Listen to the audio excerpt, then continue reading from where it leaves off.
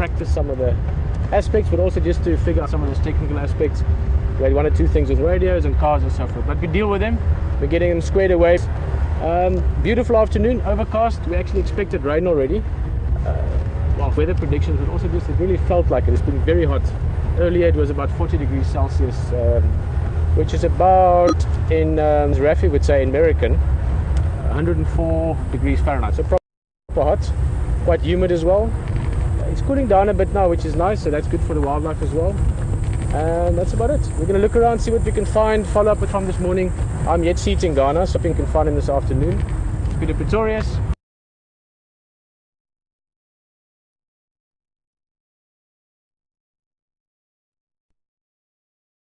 You have to keep a bit of a close eye on it. But even then,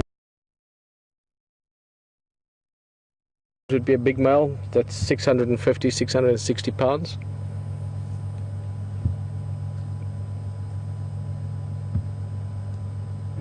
Yeah, they're walking. I'd like to shut with the body a little, so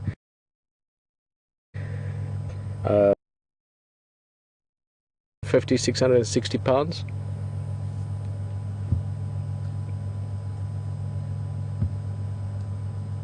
Yeah, they're walking. I'd like to shut with the body a little, so and under pressure. Taking a bit of lines help to make them a little bit less visible, and when they stand dead still, you can go right past them without seeing anything.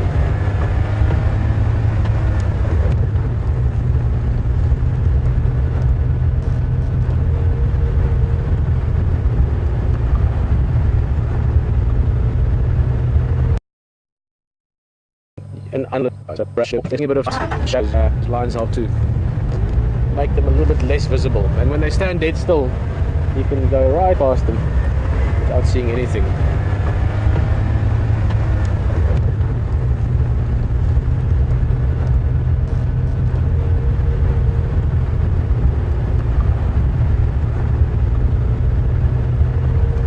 Well, you see in daylight. If it's black and you can't see it, you know it's night.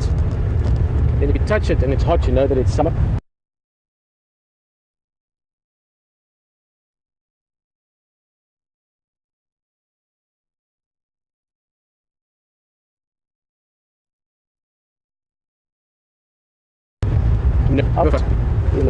Weather for me has always been something that you're not going to change, so you sort of learn to roll with it and cope with it.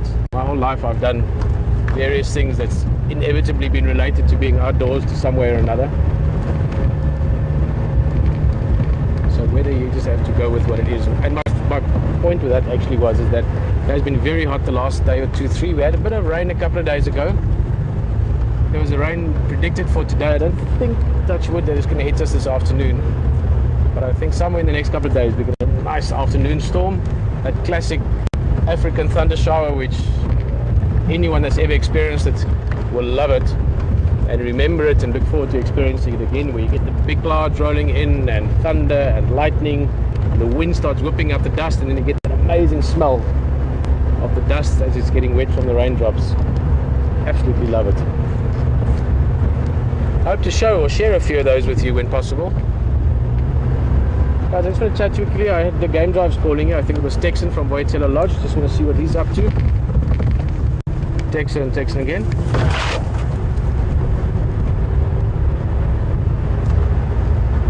Afternoon, Texan. Just a quick radio check. How do you read me?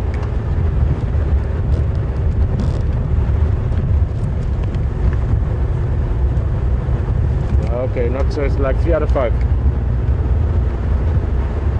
Okay, come on for you. I'm up here.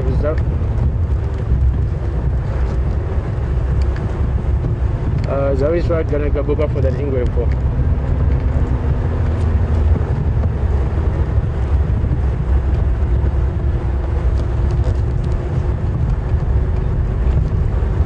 I'm actually on almost Impala Plain side, close to the mast.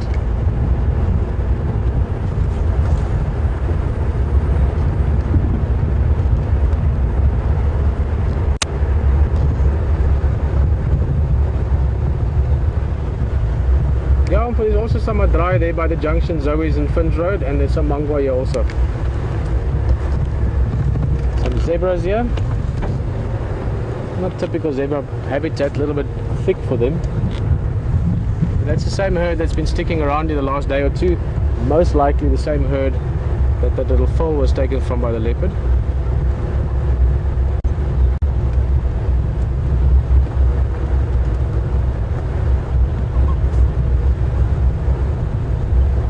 Shot before.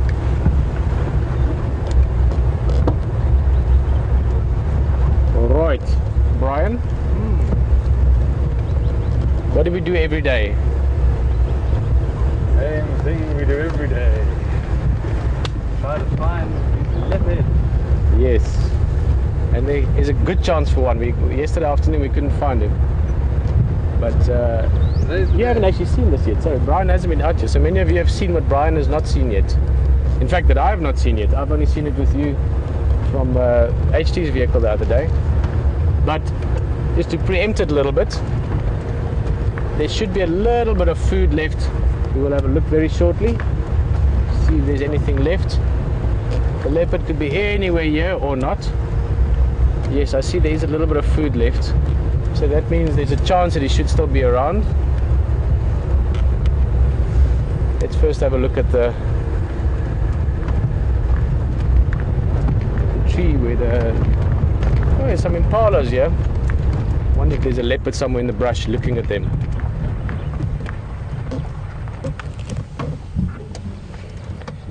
There's a little bachelor group, all male impalas.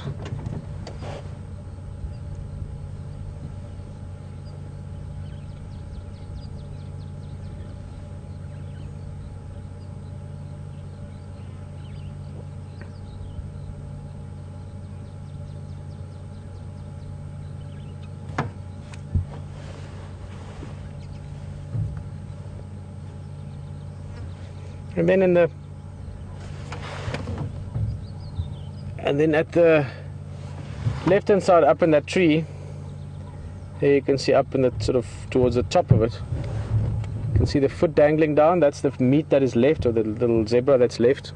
It's not a zebra anymore, now it's just leopard food. So this suggests that the leopard, not definitely, oh my goodness, talk about camouflage. I'm not even going to say anything. Brian, there's a leopard in the open looking at us. I see it. Yo, that was such a cool moment. I actually had that split second where suddenly I felt like I was on the prey species side of the food chain. Yo, look at that. Whoa. Yo. I didn't even see him. He's in the open. That's amazing. Oh, and he's big, eh? This is as any dominant male leopard would have to be. He's about 8 years old, in his prime. Yo. Yes, I just had this moment. I was just looking around and there's a bit of elephant dung lying in front here. Sorry guys, Brian's just sitting up right now. I'm actually going to move again for you just now, but let's stay here for now. And suddenly my eyes, it was almost like my eyes just came into focus. Now what's amazing is these impala, I haven't seen them. They wouldn't be as casual. There's a bit of playing around and this and that from them. There's no sign that they've seen him, which is why I didn't see him, I guess. Now you come here, it's an open area. This area was burnt not long ago. And you would think that if there was something in the open like this, these impala would have seen him. That's amazing. Yo, that was cool, eh? Yeah, at that same moment, I'm sure. I didn't actually point to anything. I mean, you heard everything I said to Brian, so I didn't give him any indication other than obviously he saw my body language when I saw that cat. So he knew which way I was looking. But yo, that was amazing. Hey, man. I love leopard. Never ever seen a leopard not thought it was amazing. That first split second when it happens, it's absolutely awesome. This could be interesting to see what happens with these impala as well. I see there's a herd in the back. There's some baby impalas as well. Not great hunting area. It's too open. So if this guy moves, I will see him. I'm just amazed that they haven't seen him yet. Alright, but I want to get a bit closer. Just let the game drives know. And have a good... I'm just amazed that they haven't seen him yet. Alright, but I want to get a bit closer. Just let the game drives know. And have a good look at this guy. I want to get a couple of facial pictures as well. After today, I will recognize him whenever I see him again. All stations, 1 Ingwe Impala Plains, Lalapanje, Under and Senior.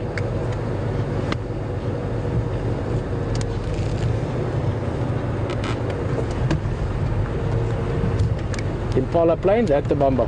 But just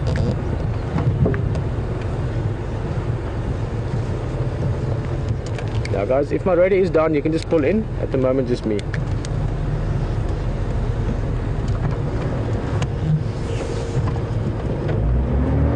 Ja, just kesuwe en sien jy just lalapant. Oh, look at him.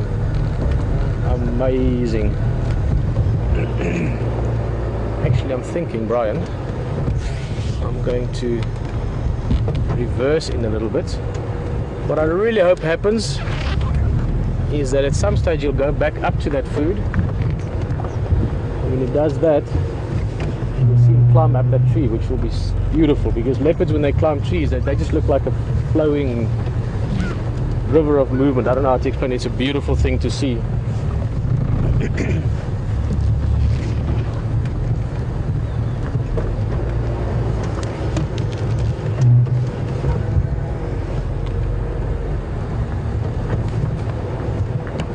Yo, he's a big boy. He'd be a good 75-80 kilograms, probably 160-180 pounds. Very close to, or the same weight as what I weigh.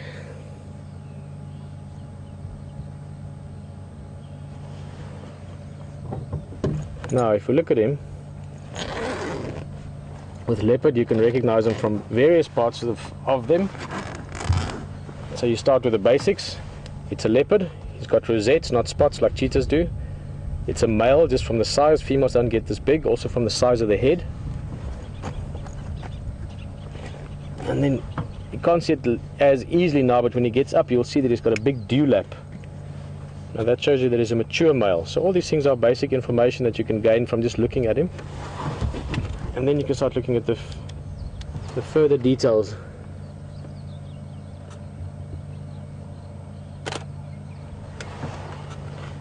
Facial markings, and we will certainly remember him after this. You can see there on his upper lip, he's got a few spots just above the whiskers. Now that's the typical place that you ID leopard from. Over the years I found myself liking more and more just finding some kind of one pattern on the face that I really can memorize or remember easily. And we saw a few the other day, but I'm going to spend a bit of time at it this afternoon and look at that and find a few things that we can recognize him from.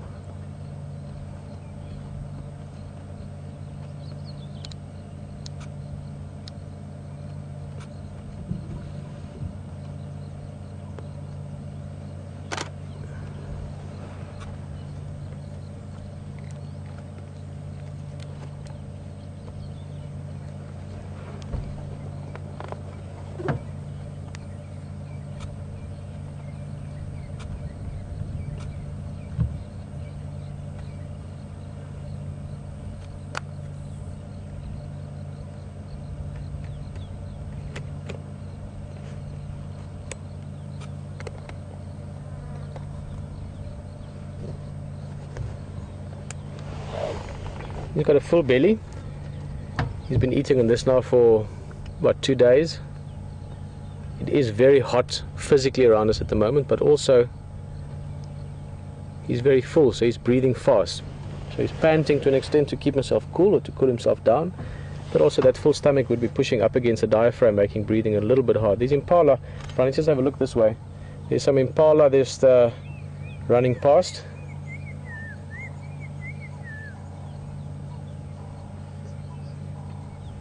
A little bit far, but in the area, just to see that they actually are around him here, and he's keeping a bit of an eye on them. There you can see them just in the back. Now that's probably in terms of distance about 60 meters or so, but he's looking around a little bit. Not impossible that one runs past you just in play.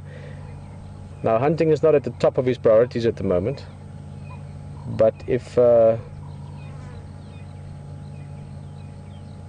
they were to come close, he'd certainly take the opportunity. The instinct of the hunter is always alive, always ready.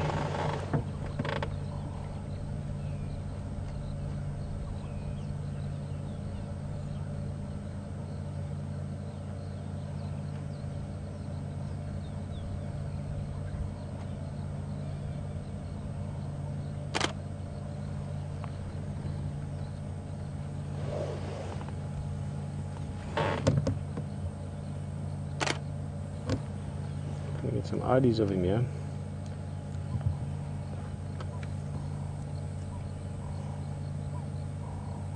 Oh, he's a big boy. No, he's all muscle, all solid.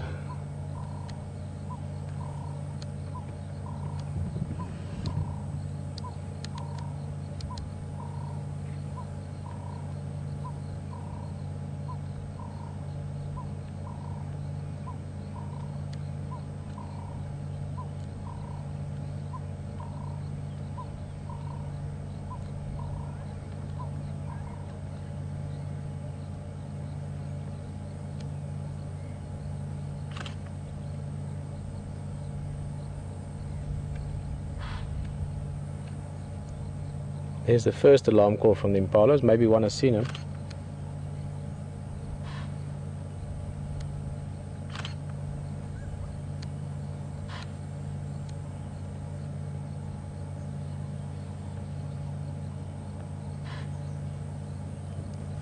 It's interesting though, they're so far away. The one that is alarm calling is far away from where this leopard is. I don't actually think they've seen him. The angle just doesn't make sense.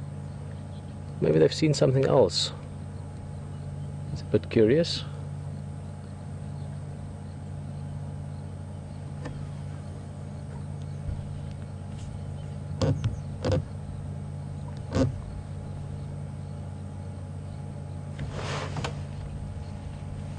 And this just highlights again the beauty of this area that we're in. The type of wildlife you can experience and see is just amazing. This leopard is lying 15-20 meters from us, if that, 15-20 yards or so. And he's just turned his back on us. It's looking that way, giving a sort of a peek towards the impalas, and totally unconcerned by us.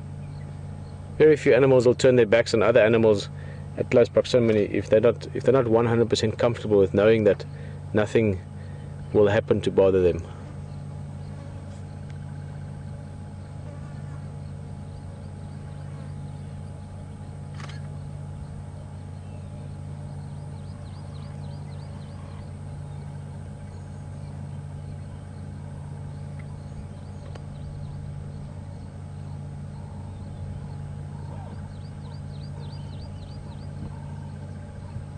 Big guy, look at that neck.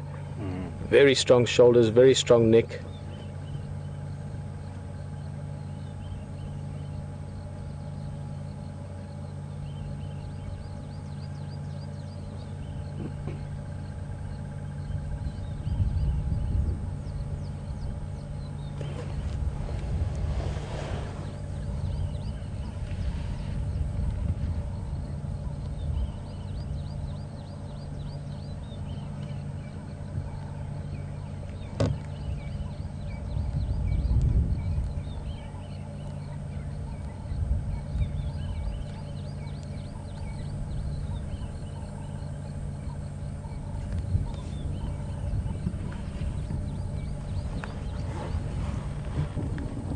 There's one Madoda Ingwe Impala plains at the bumper still.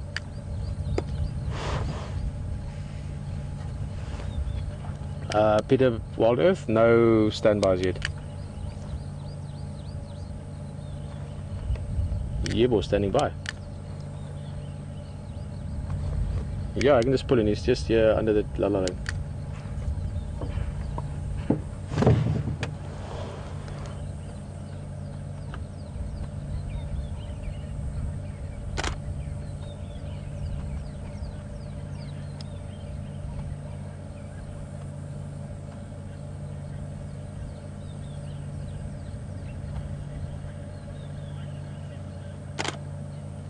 He's just having a little look up at the tree there. That's good.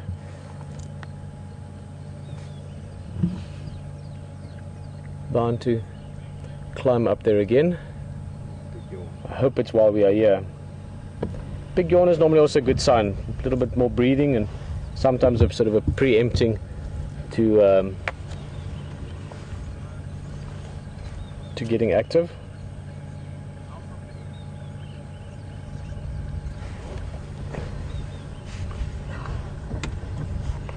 Brian, I think on our port side will be good, but wherever you like.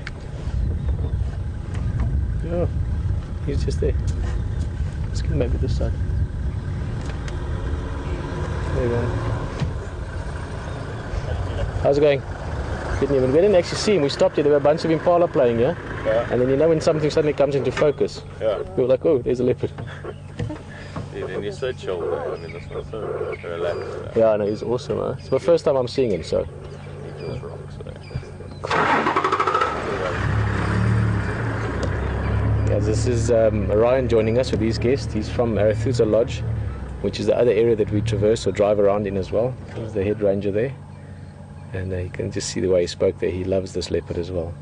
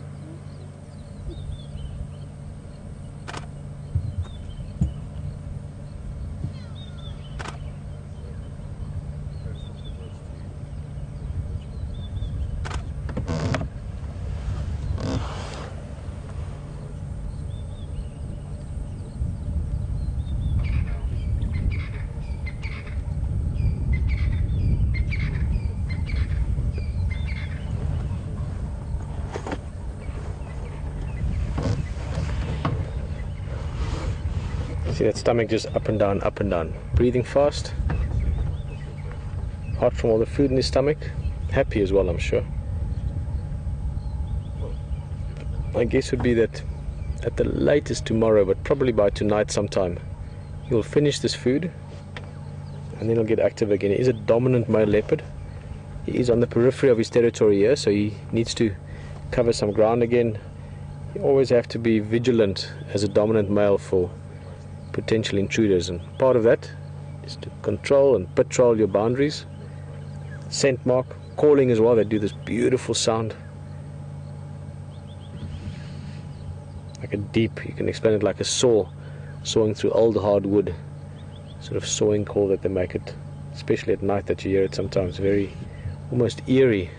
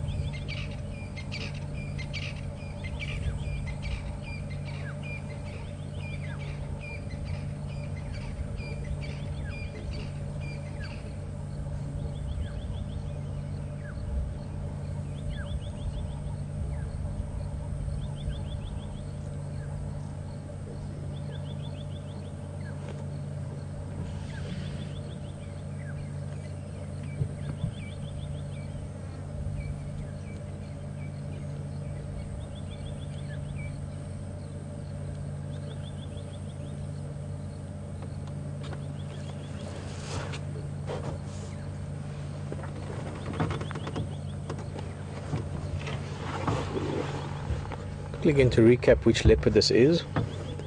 most of the leopard in this area would be known, unless it really is a strange leopard moving through the area. Normally they don't stick around much because there's a fairly high density of leopards here. So this is a male. He's known as Tingana, and he got the name because of his early days. When they started seeing him, he was a little bit shy. So presumably he came from another area, not necessarily in the Sabi Sands where they grow up, being used to vehicles as much. And but he gradually, or quite quickly actually, from what I hear, became habituated, didn't mind vehicles, did his thing, and now he's just fantastic. But the name stuck. He's not shy anymore.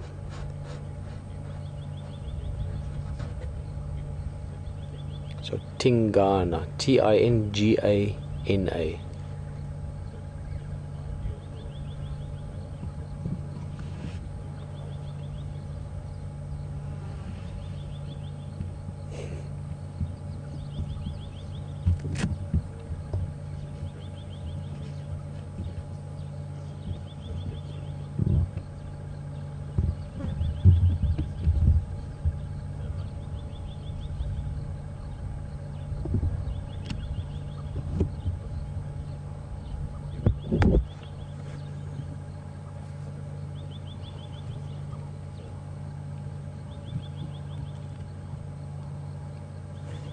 Very peaceful here.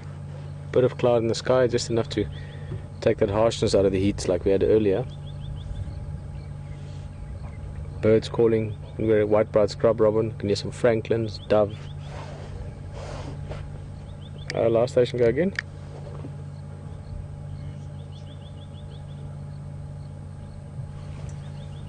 You're breaking up a lot. If you can copy me, I'm on Ingwe Lock, space for one more.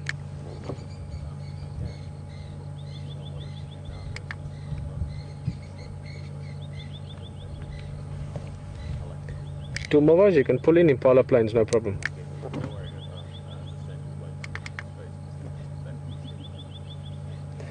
I don't know if we can see it, but Brian, if you go right in close, just at the tree trunk next to the leopard, there's two little lizards just chasing each other around it. They were running circles around the trunk just now.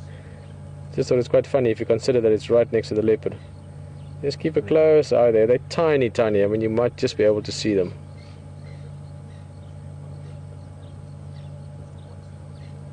I'm wondering what's going on here. Remember earlier the impalas were making a few alarm calls, and I said it couldn't be because of Tingana over here. It was the angle was wrong. They couldn't have seen him.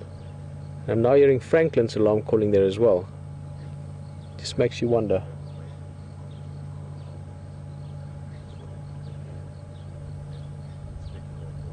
Maybe there's something else around. Not necessarily a leopard, but possibly a leopard.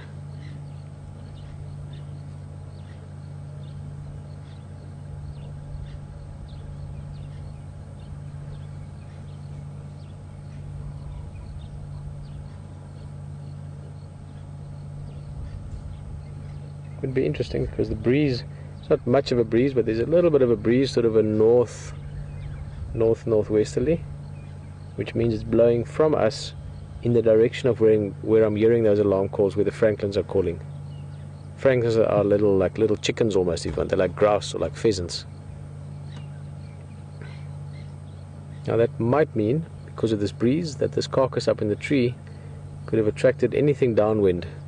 That could be hyena, could be leopard, could be lion even. Or it could be something different altogether. There's definitely something upsetting those birds. You can hear them calling consistently now.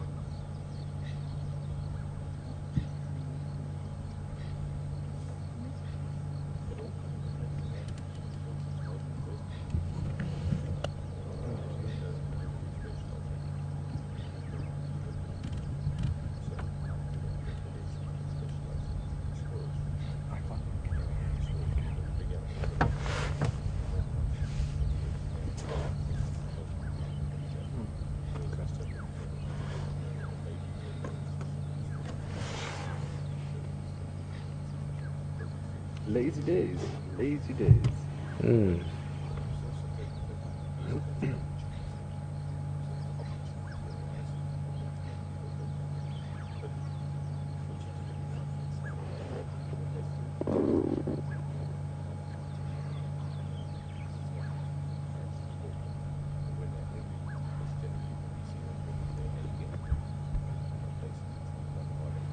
There's impalas calling there as well, in the distance. It would be very interesting if something arrived here. Mvula perhaps, the other big male, he could also be around here. This is sort of a overlapping part of their territories.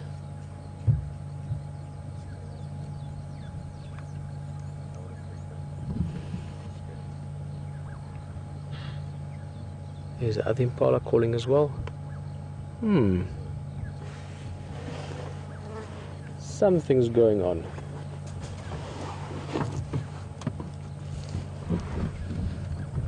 Maybe he's going to have a little look.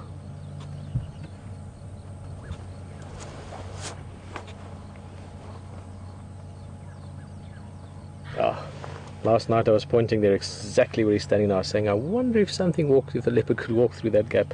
But he's certainly seen whatever, or was paying attention to whatever there was. First the impala, then the birds, now the impala again. Now these impala in the distance, the other group have seen him moving. Let's move a little bit. Yeah, I think there's something else coming, huh? Hi? Yeah. Hope it's something big. Setting it to Ryan. Let's go and have a look on the other side.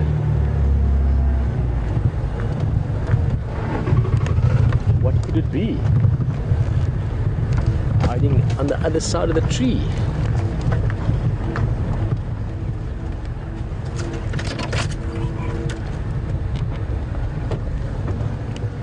Oh, that's a nice. That's a sweet drive.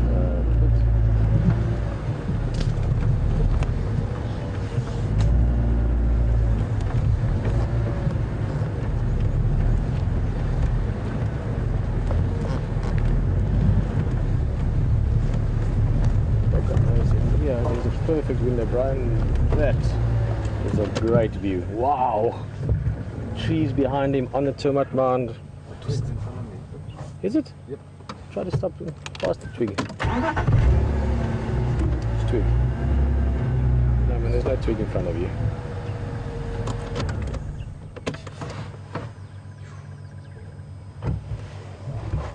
Hey, man. Guys, I just have to, for Brian's sake, say something quickly. This is one of the things I think one dreams of as a cameraman.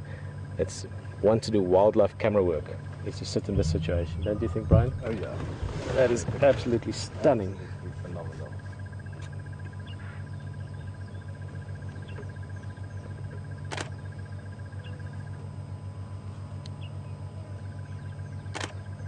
Hey. You can see the ears just twisting slightly, just listening. We're going to keep an eye on the other direction as well, see what might pop out here.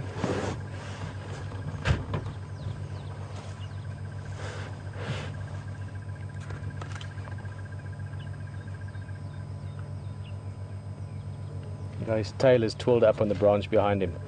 Leopard's tail is part of his communication as well. A lot of things can be seen in a leopard's tail.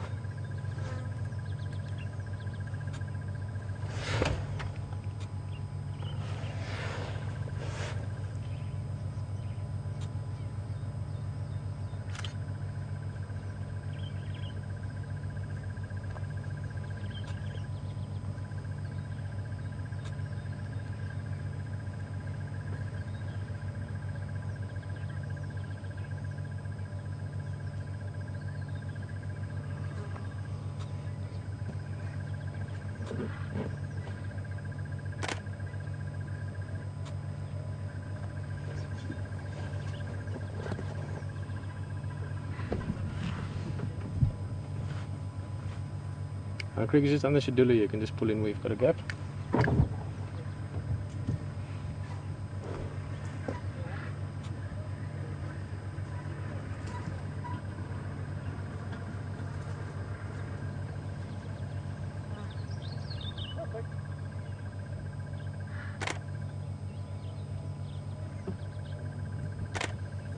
Just watch those ears all the time, just listening one direction, listening the other direction. Constantly alert, constantly aware.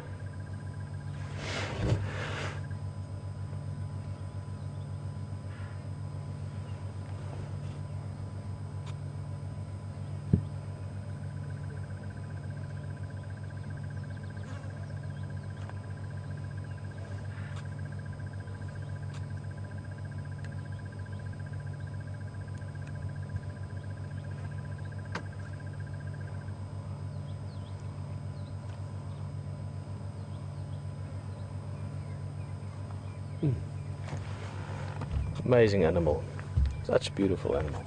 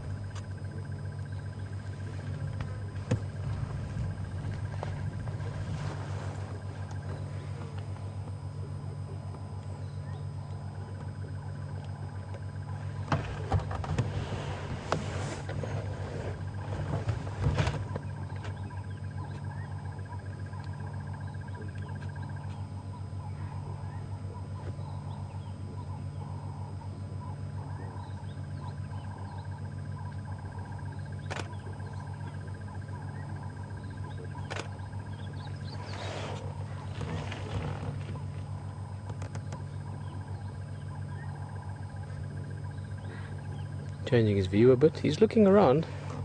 It's also interesting is he didn't try and hide. When he picked up that there might be something about him, it could be anything. He went and put himself in a termite mound where he can see better, but also where he's visual. Shows you the confidence of a dominant male. He's not concerned about anything else that might walk in here. If it's lions, he'll just avoid them. He'll jump up in the tree. If it's another leopard, he will just take them on for who and what they are. So that confidence is something that you not only need, but it's essential, it's imperative to being a big, dominant male leopard in a place like this where there's a lot of big, confident leopards.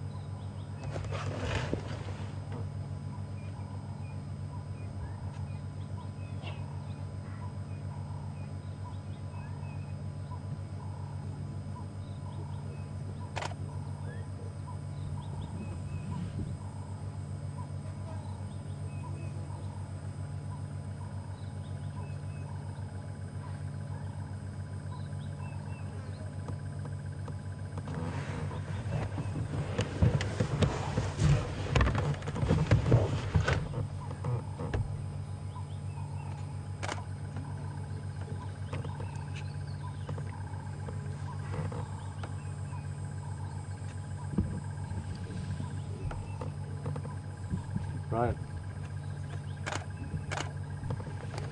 Thank you.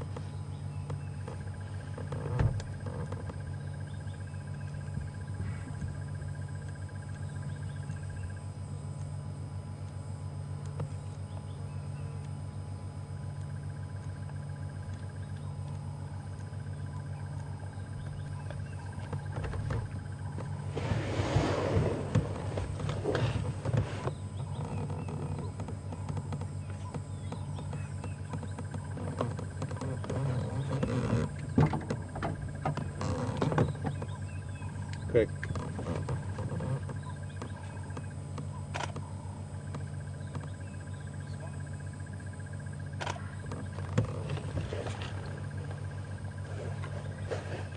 Getting one or two pictures of the guides here. It's always so nice to see people at such a sighting, you know. The guests in the back all look mesmerized and in wonder and lots of, you know, good faces, but the guides are always so happy, you know. They know that they're showing something extremely beautiful to their guests. And especially a sighting like this, I mean, you cannot ask for it to be better than this.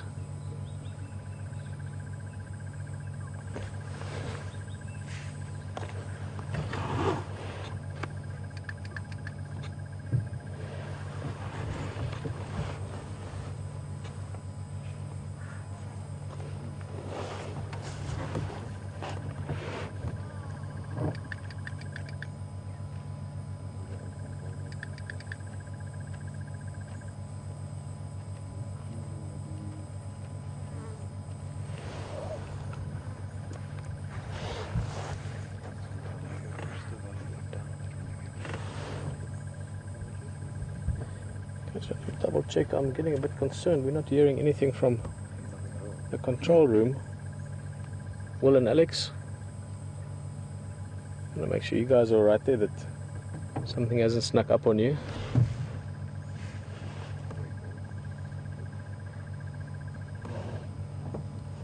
Station calling Craig.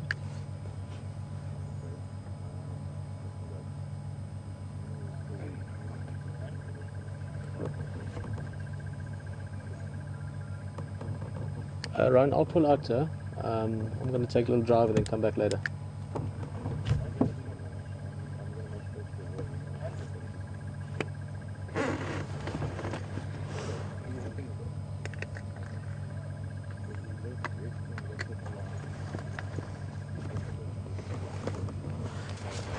Okay guys, we can just move on a little bit. We're going to come back here again definitely, but there's another few vehicles that want to have a look as well. And I'm getting a bit concerned about the control and radio. So, just hold on. We're going to come back here again in a bit. But there are other people that want to see this as well. It's nice to share something this beautiful. Ryan? Ryan? I'm going to pull out, huh? You're going to come in here. Okay, well, I'm going to make space for Roy. Oh, is it? Okay, cool. Yeah. I'm going to just take a little drive and I'll come back again in a bit, so. Okay, yeah. Right. Then you'll probably be able to get Roy here too. It's just about as nice as it can get, huh? Yeah, I can just see places like this. Yes, of course.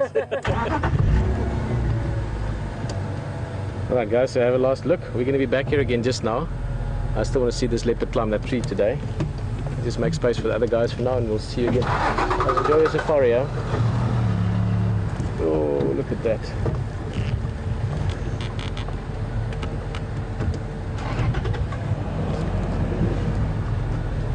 Make space here for the other vehicles.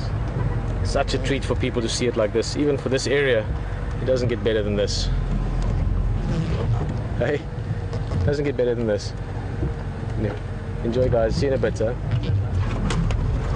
Ooh, that's quite a nice view as well. Let's just have a little peek there. Alright.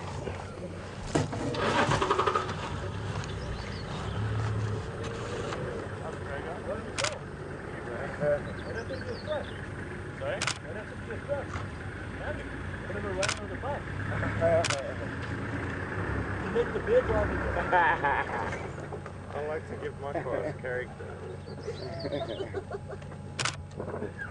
my car's a sports car, not a pretty car. This is all pre-me, dude. So she goes in for some love next week. Yes, Will, we've got you. Dude, panel beating. Excited, man. My car's doing the 6.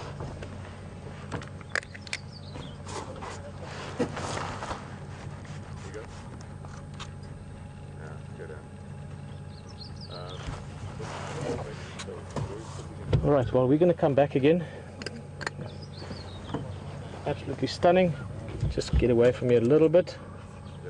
Oh, that's a beautiful setting, huh?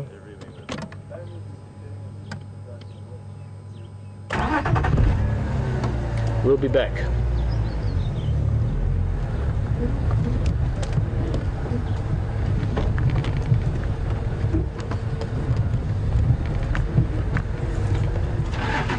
Well guys, just as I said, I want to just check our radio comms as well.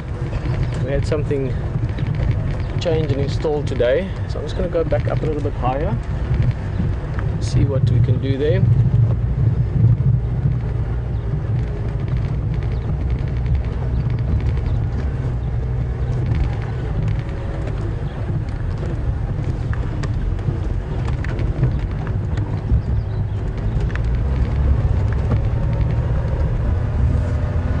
Will you copy?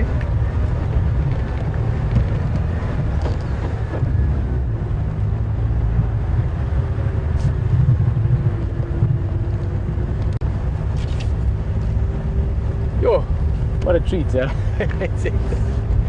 Oh, that is just unbelievable to see it like that. Big, beautiful leopard. We are definitely going to come back here. There's just 1 or 2 vehicles want to come have a look, and there should be a bit of space again. So don't go away. If you've got friends that haven't seen a leopard before, get them over. We are going to go back there again not long from now.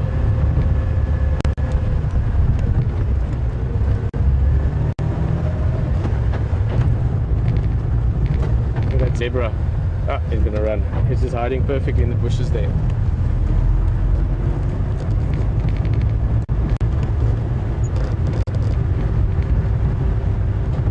Alright, well, as I mentioned earlier, and just to remind you again, we are in rehearsal and testing a few things. We've had to readjust or make adjustments to some of our radio channels, and it was only in that limited window of time. So we are going just closer to camp just to see what is going on. It's been extremely quiet. Had a bit of radio transmission there from Will and them, but I think something might be up. We'll check that out, and then slowly just zigzag our way back towards that beautiful leopard. Will you copy?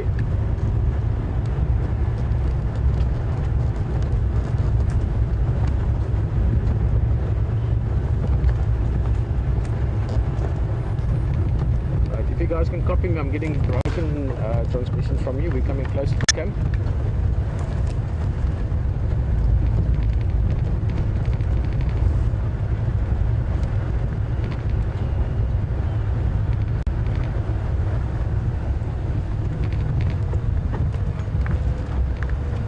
Going to channel 1, confirm channel 1.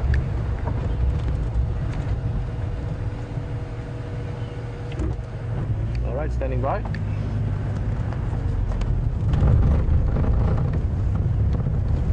Alright, copy. We're gonna just drive along a little bit and then slowly make our way back towards that Ingwe again.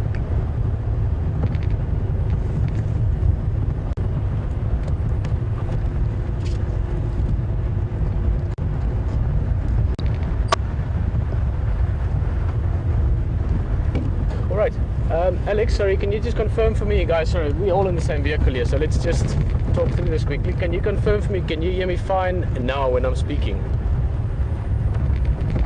Whoa, look at this. Beautiful, one of my, if not my favorite antelope. Alright, two beautiful kudus. They were on their way somewhere. Look at that, so it's quite lush here, so let's just stop and see. He's going to walk through that gap. Two big males. This one is a bit younger. He's about 4. The other one is about 5 years old.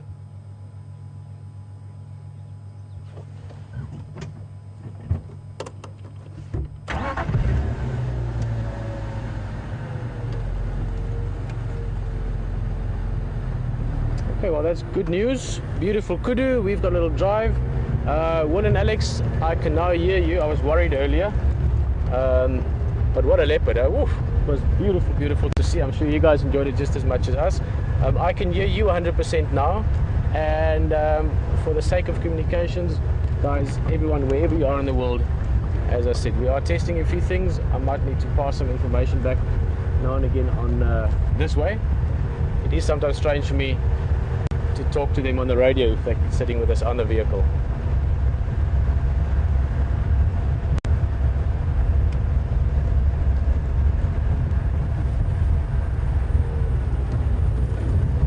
And I'm just trying to think, Virginia, that's, yeah, I've been in Virginia, not many parts of it.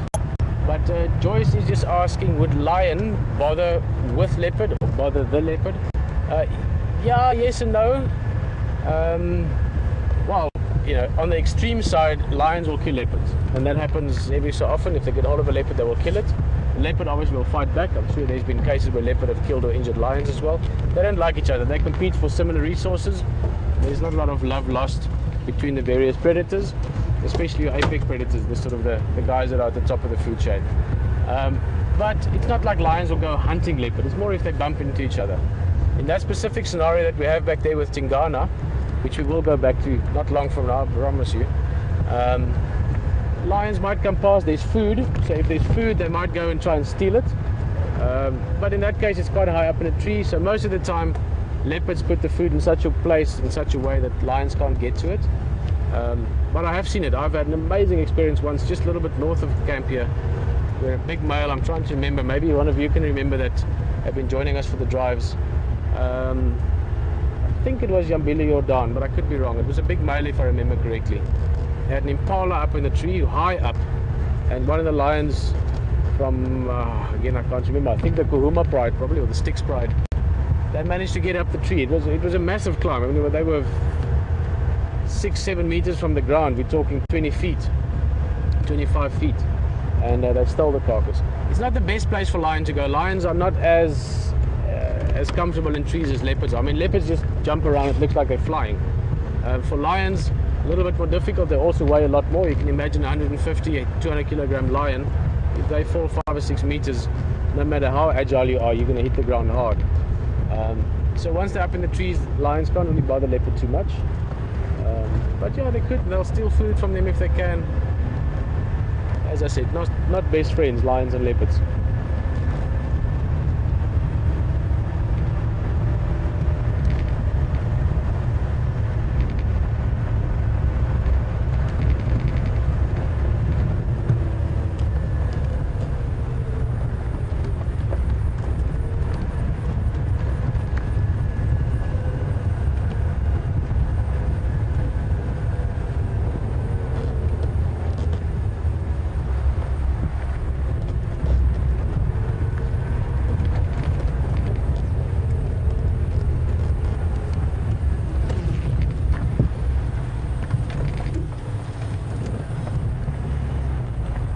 We're going to take a little roundabout route, making our way slowly back towards that leopard. Fiona, just asking, Fiona's from Scotland, asking something along the same lines as what we just discussed. Sorry, I thought I saw something there. Would the leopard ever leave the kill, and would other predators take the food from him? Question, the first part, yes, other predators will take it from a leopard if they can, obviously. It's not necessarily possible. That's why they hide it up in trees, not all the time, but often. Hyena and lion would definitely take the food from a leopard if they can. They do so often. And also, wild dogs might, it's not really what they do, but it could happen. But lion and hyena would be the two most threatening species for leopard in terms of, well, general sort of safety as well, but in terms of stealing their food. In terms of would the leopard ever leave the kill? Yeah, well, if something took it from him, they would certainly he would go away. Look at this. Hey, it is an elephant. Hello, mister. The young bull, they can be a lot of fun at this age. It's a sort of you could almost compare it to a human in terms of age, a teenager, so a lot of swagger in his step, and you can see the head shaking, and he's like, hey man, I'm the man. There we go. Oh, I love that. Hello. Good afternoon. He's basically asking us, what's our story? We're just sitting here nice and quietly, minding our own business. Engine is switched off, not a lot of noise. So he's saying, okay, well, we're not here to compete with him, but he's a bit of a... I like it when they're like that. I could see it as soon as we came up to him. Just the way he was holding his head, the way his posture was, the way he was moving. You could see that he was up for a little bit of this. On he goes again. That was awesome. It's like a little perfect 1-minute elephant encounter. Yeah. Hey! Thank you. Looks like he's making his way probably down towards Gowrie Dam. It's nice and hot. He's want to get some water. He's gone into the bush. I'm not going to follow him, even though he might be in a playful mood, but it's not the perfect habitat to follow around. Well, let's just poke our nose in here. We're not going to follow him, but I think he might give us another little bit of interaction, so to speak, just to sort of, yeah, there we go. Just to ask us what our story is. There we go. Hey, big guy.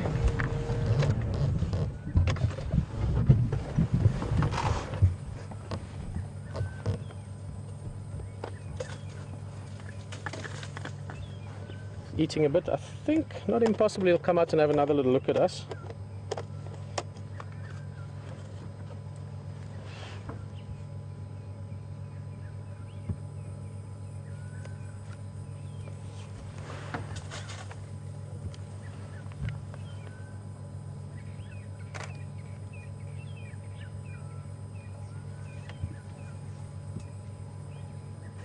Or not.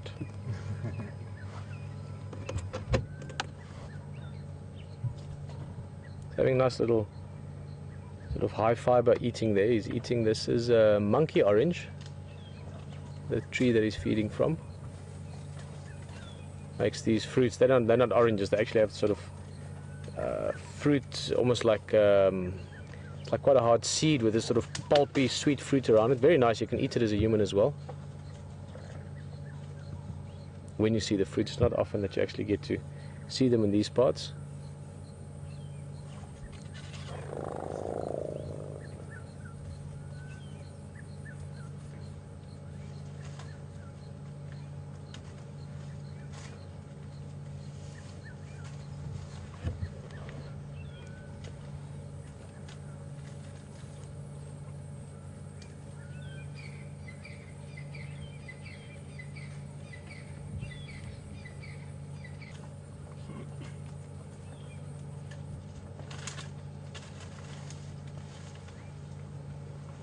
And that is how easy an elephant can disappear behind a tree.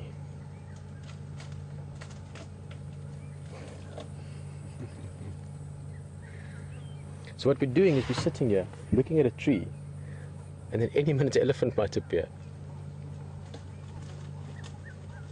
Okay, so I'm a little bit silly. That leopard earlier was just phenomenal. It is just such a pleasure and such a treat to see animals, and not just leopard. I mean, to see an elephant like this, totally relaxed. He doesn't mind that I mean, he's that close. You can almost touch him. Nice and warm this afternoon. There's this, the whole time you can feel a sort of a bit of clamminess. So it makes you feel very alive, very aware of your environment. You really feel part of your surroundings, literally down to the air and the breeze. Because when the breeze comes up, you cool down. When the breeze stops, you're sweating. Right here with this elephant, you can hear his feet crushing the grass when he moves. You can hear the branches breaking when he eats. You could hear earlier when he stood next to us and he shook his head like that. You could hear those ears flapping against his body and the dust rising up from him.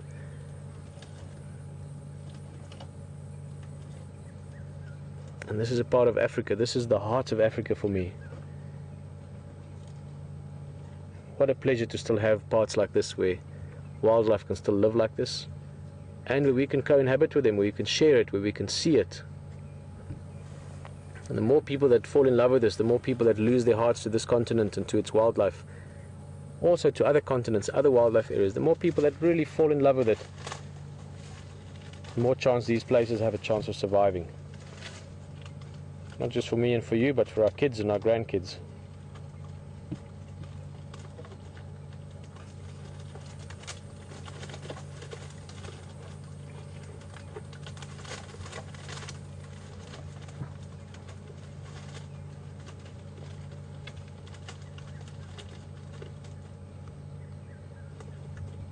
He's trying to climb this tree. Yeah, he's getting to the top branches there, getting to the good bits.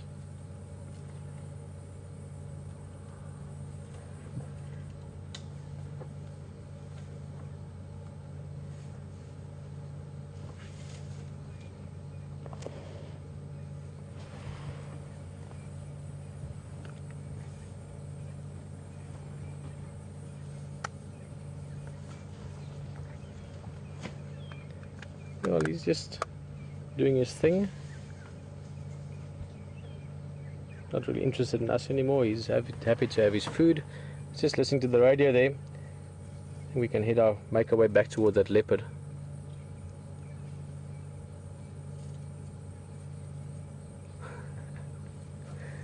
Amazing tools, those trunks.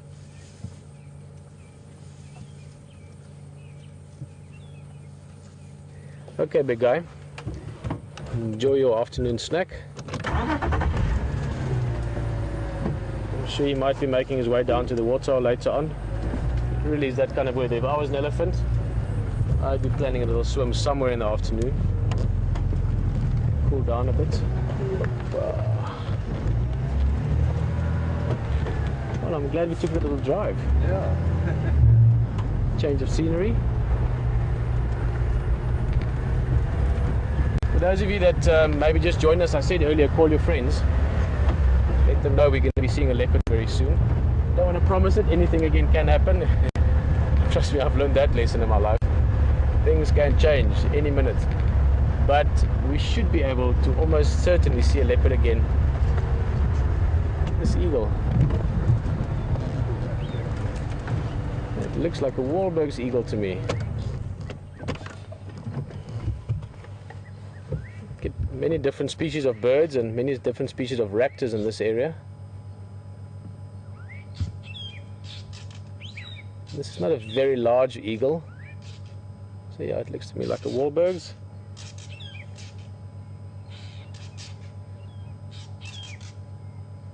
And those little birds that are harassing them are fork-tailed drongos. HD. This would have been a perfect opportunity for HD. He really wants to show you guys a fork-tailed drongo, and they've been shy.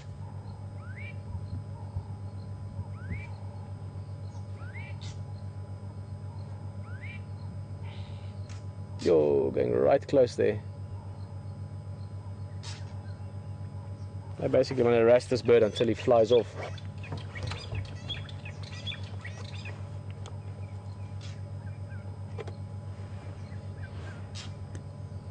Just dive bombing him. Basically their theory or their plan here is if we annoy this eagle enough, which is potentially a threat to us, he will decide to rather go sit somewhere else. We'll just annoy him out of this area. Sorry.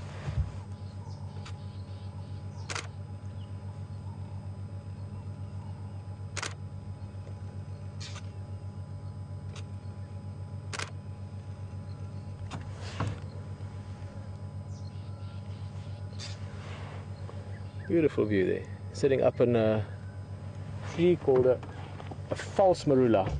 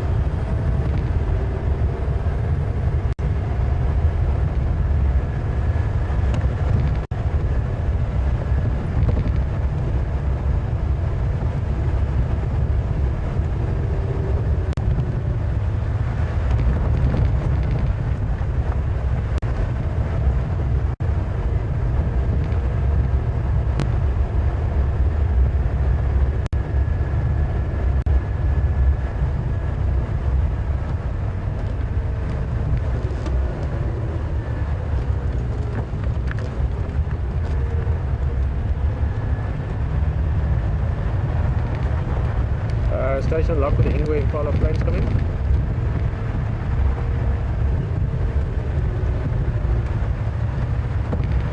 Copy, thank you.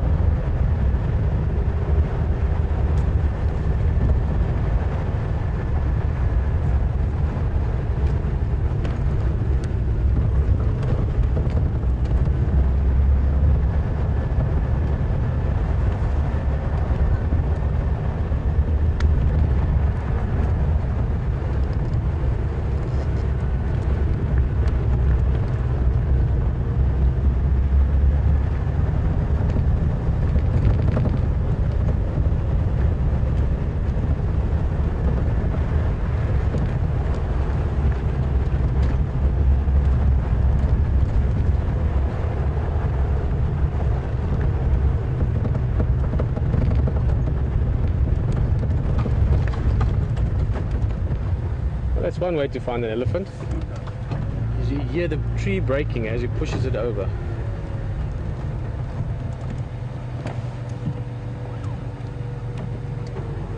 bit of a bigger bull than the one earlier. The earlier one, as I said, was sort of a teenager, 16, 18 maybe. This one would be in his mid-20s already, 24, 25 years old. Just looking at the size of the body, the size of the skull, as well as the tusks.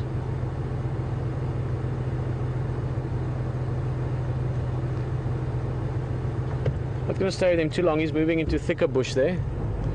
And we have a leopard to head to.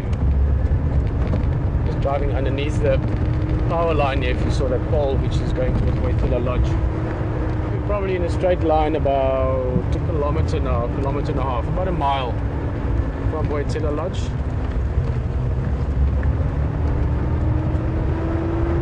Lovely camp.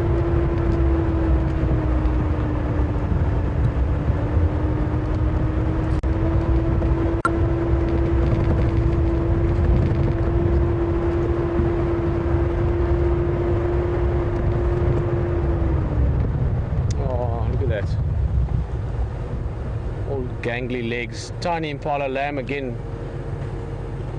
I saw a herd a bit further back, so I would guess that this one is probably going back there to join them. So 24, 48 hours, looking at the way it's running, maybe 48 hours old.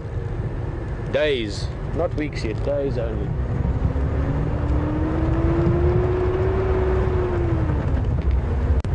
The Bambis, I've watched Bambi again recently, probably about 30 or 40 times. It's one of my daughter's favorite shows, so the classic Bambi. And when I drive around here and I see these tiny little lambs around, I must say, oops, sorry guys, didn't see you there. A couple of hornbills.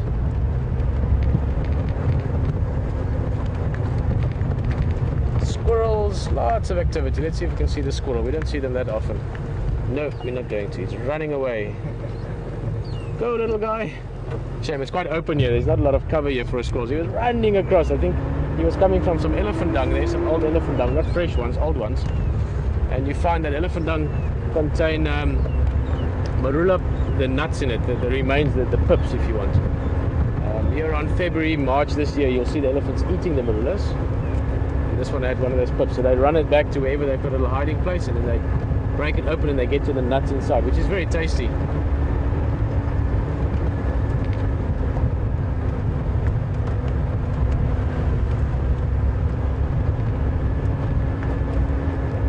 Alex is here now. I'm not hearing you very well, but 2 out of 5.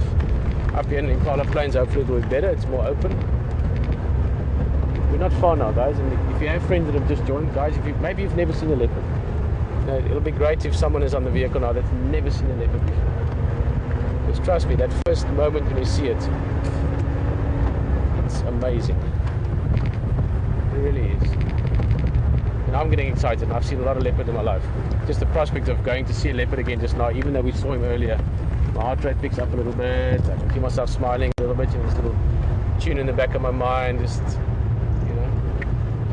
good. It's very good.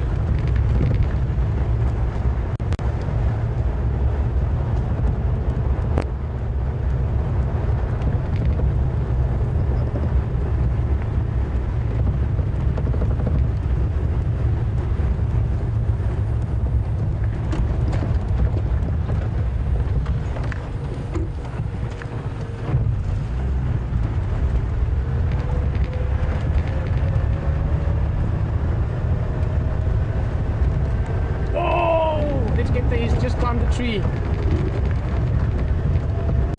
It's just gotten up there now. Hold on, sorry.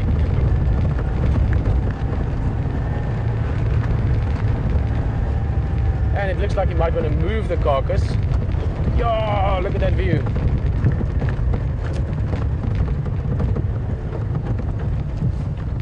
Yo, we must have missed this by seconds.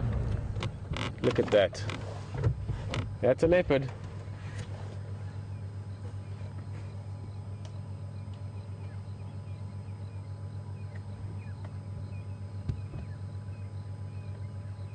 I'm going to move just one more time. This was just to show you where he's climbed up on. Don't worry. The fact that he's up means we're going to watch him climb down. Sorry, Brian, I was a bit quick. I should have pre-warned you there. But it's going to get to the front so we can see his face. Look at that. That's a view. I'll turn it for you. How's that? This is good. Yo. Amazing. Look at that.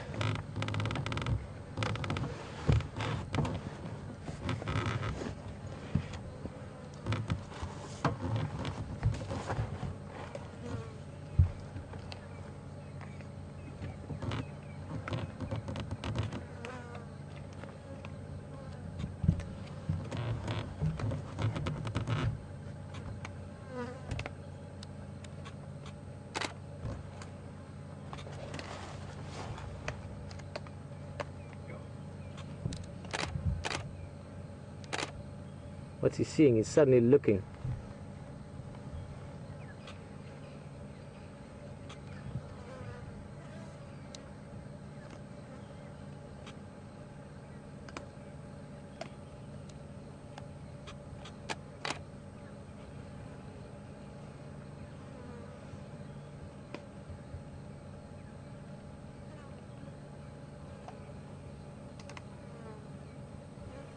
You see him looking around. Always checking if there's maybe something approaching that he's got to be aware of.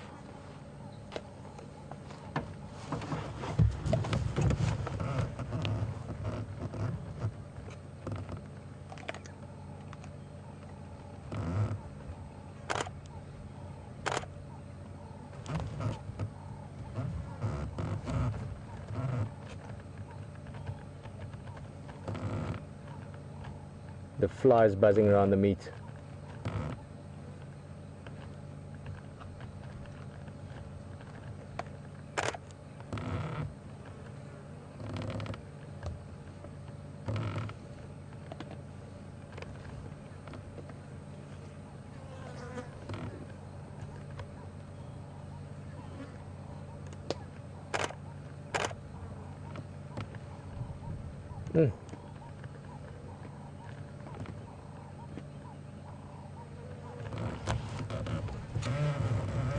The meat's been up there. It's been 2 hot, humid days.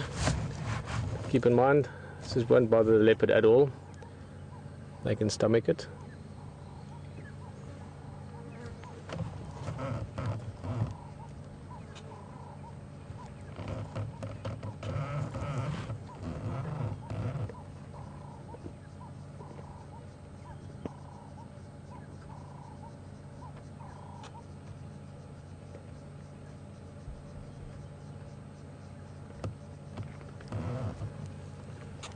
See, he's really working to get in there.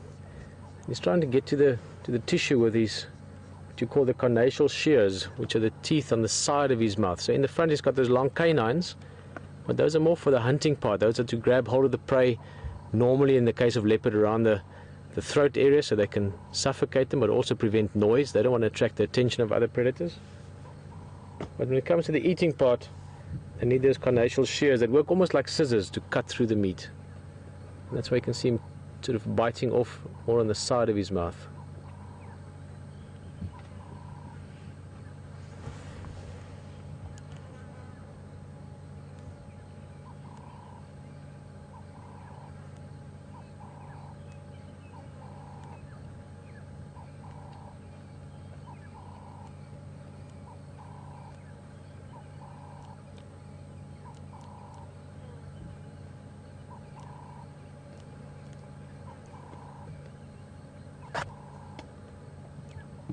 Still a lot of food left there.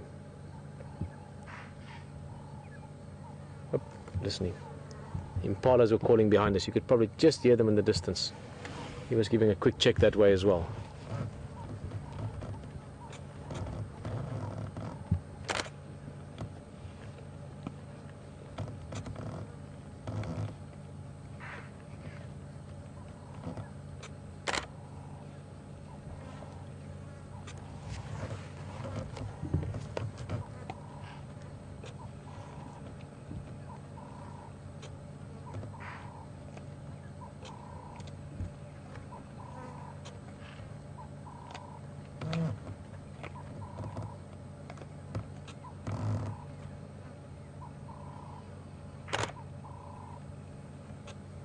Always checking. He's fairly safe up there. He's about, what is that, about probably between 6 and 7 meters, 20 odd feet off the ground. It's a safe place to be, but nonetheless, got to stay aware of your surroundings, always.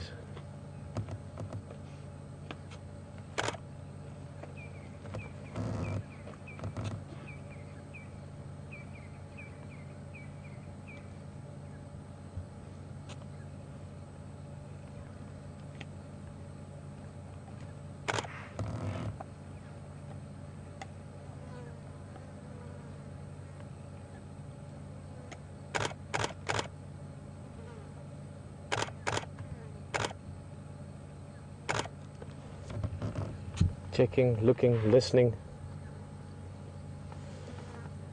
eating.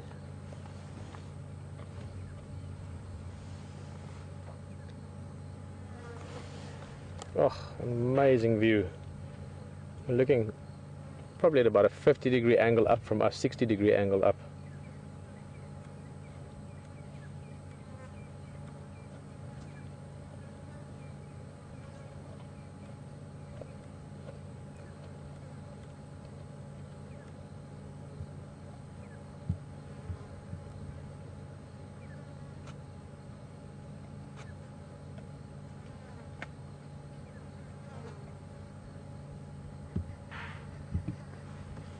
Paula's still calling, but in this case, I mean, we've been away for a bit now. Earlier there was something else bothering them, but excuse me, this is almost certainly because of this guy. He's up in a tree now, he's clearly visible.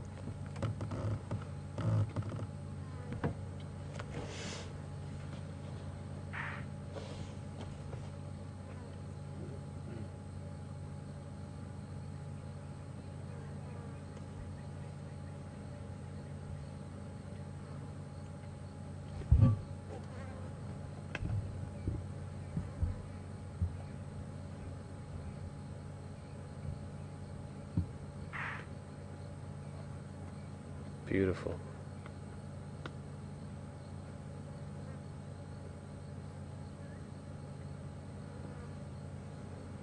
Yeah, look at all those flies.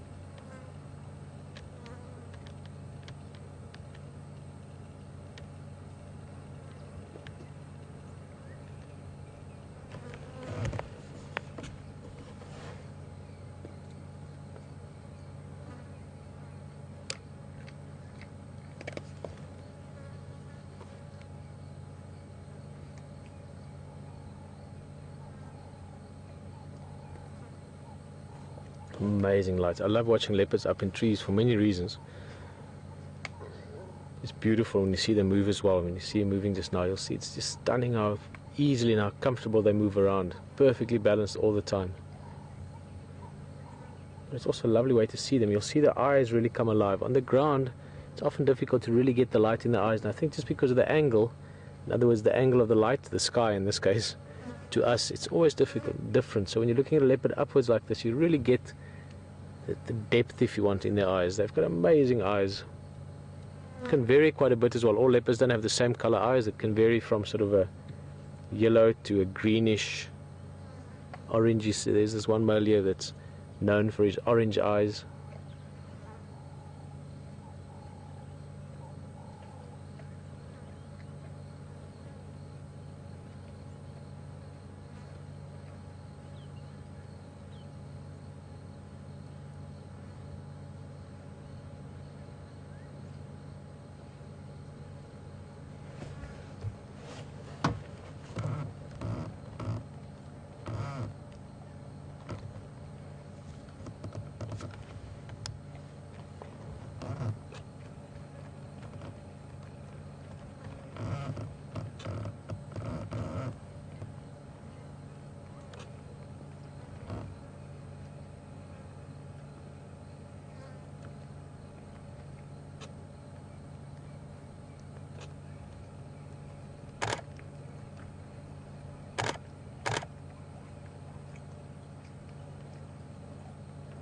You can really see how he's using those carnassial shears. He's in fact eating next to the heart there. You can see the aorta.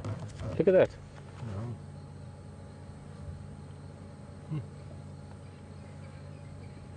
If I'm looking at it correctly, that looks like it. Yeah, that's the... Oh, definitely.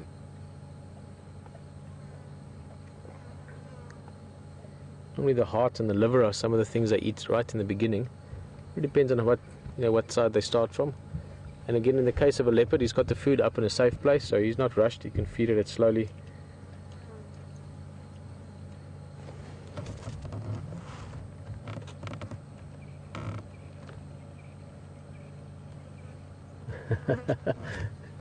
Not even a scrap goes to waste. Just a little piece that fell off there, and he quickly checked it and saw they hadn't fallen down. Now, if there were hyena around, I'm surprised there aren't any. Last night by this time there were hyena waiting here. You'd expect them to come and check again. So I wouldn't be surprised any minute if hyenas do arrive. They'd be catching those little scraps as it falls down.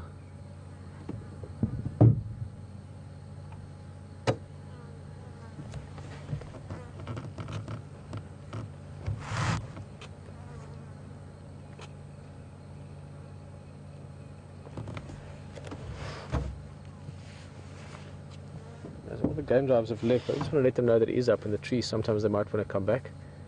All stations, just information. Tingana is up and then Senior now.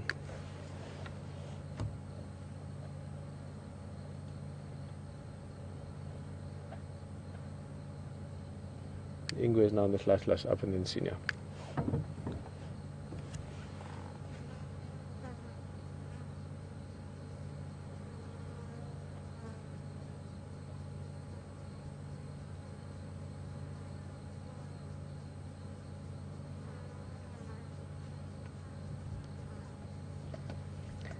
Just to come back to our sort of test phase of this amazing experience.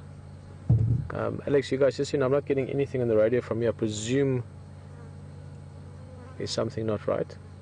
But if you need me to move or anything urgent, you can send me short messages on the Game Drive channel. I'm on channel 2 for the Game Drives. That's the Djuma Game Drive channel.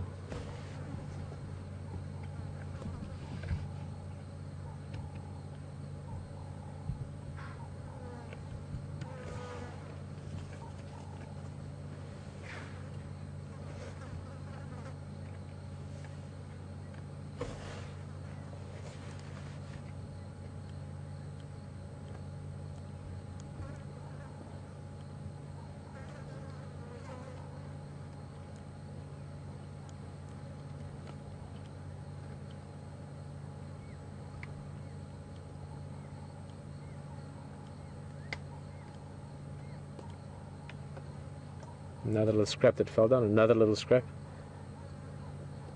Those would be nice little pickings for hyenas if they were around.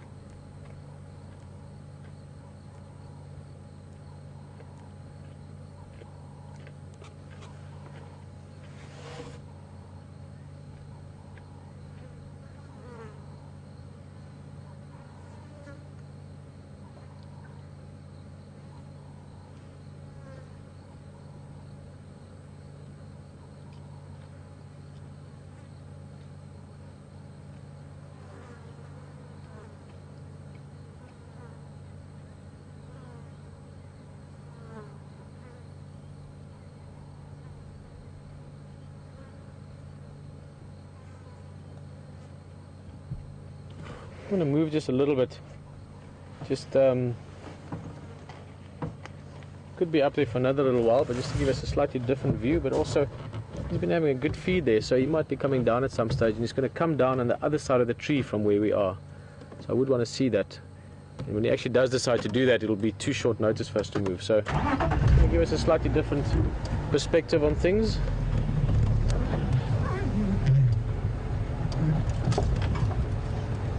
Oh, there's a tree behind us.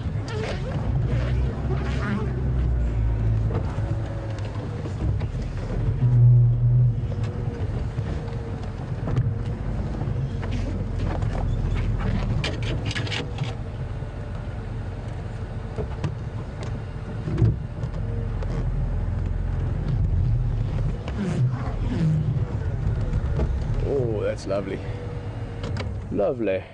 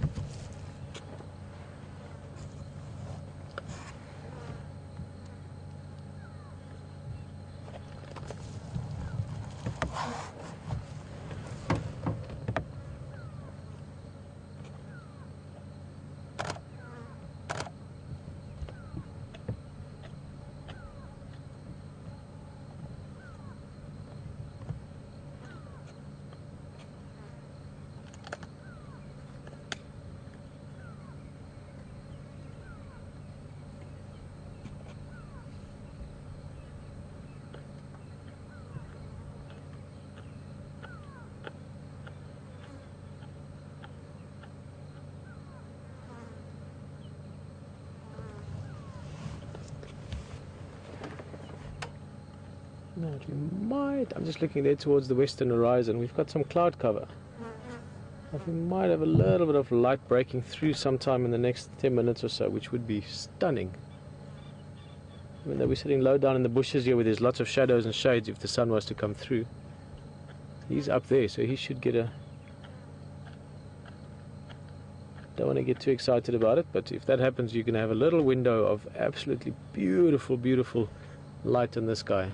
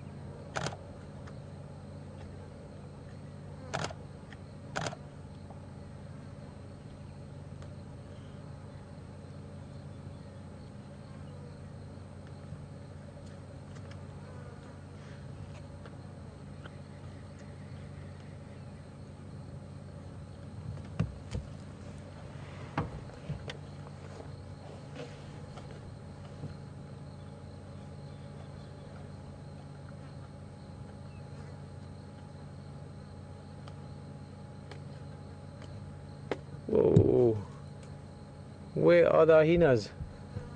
Little snakes dropping down all the time now. No.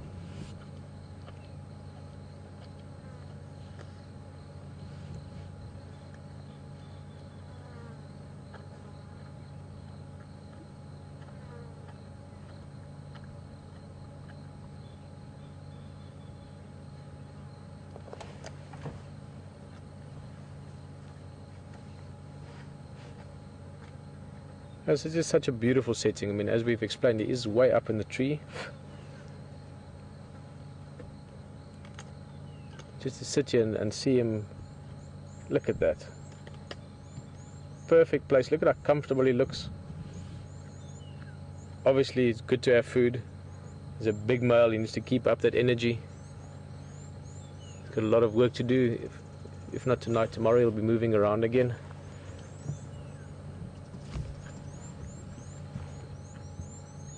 Belly's nice and full, we can see it there.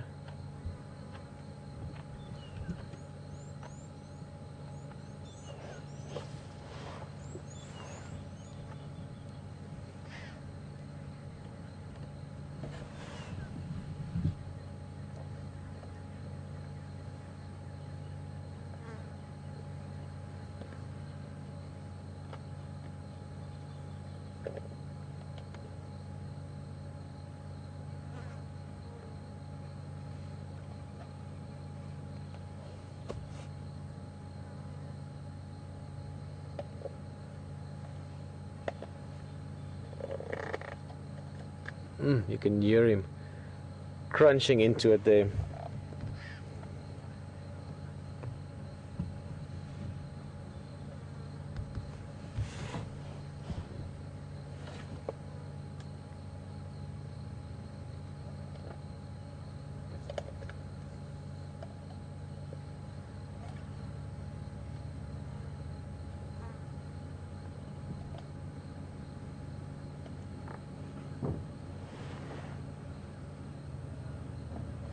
Roy again. Yeah, for coming on my western side. I can have monthly more. I think it's a nice bird that side.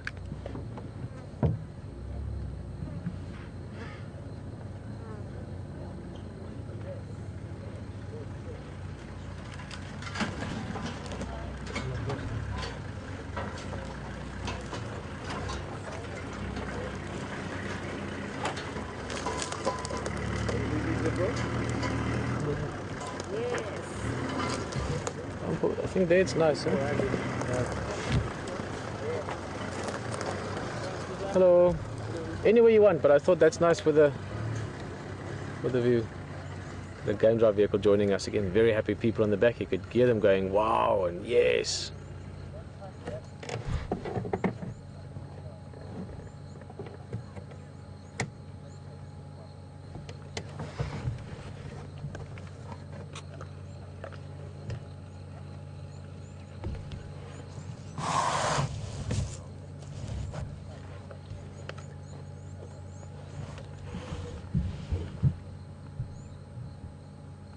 As I don't want to promise, but that little bit of sunlight I was talking about looks like it might be coming out.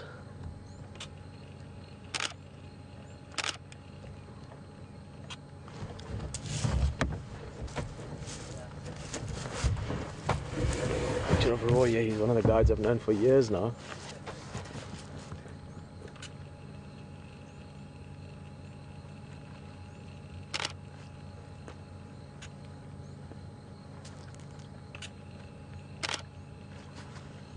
Nice.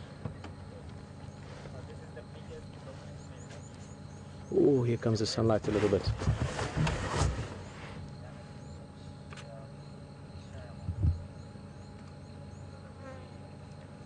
going to be only a few seconds of it. It's very late. It's basically sunset coming through. I'm hoping those rays just catch him a little bit.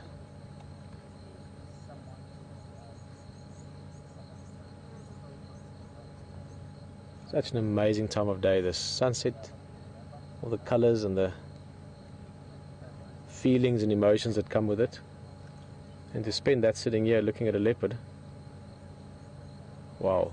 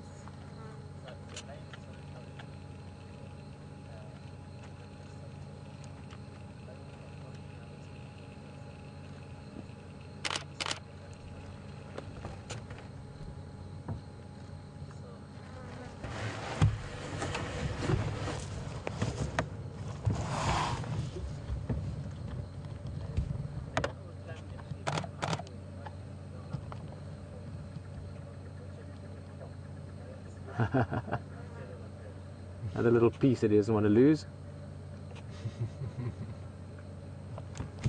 See how carefully he picked that up. Don't want to lose a drop.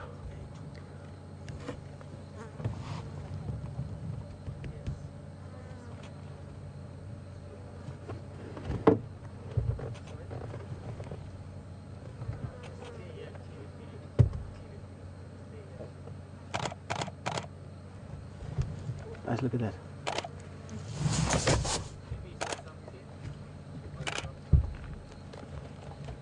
Oh, wow.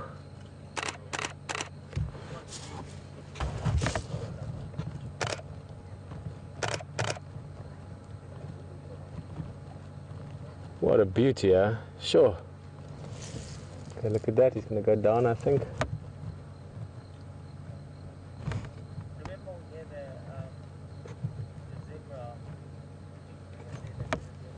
Oh no, he's just going to make himself comfortable. Almost looks like he's part of the tree now.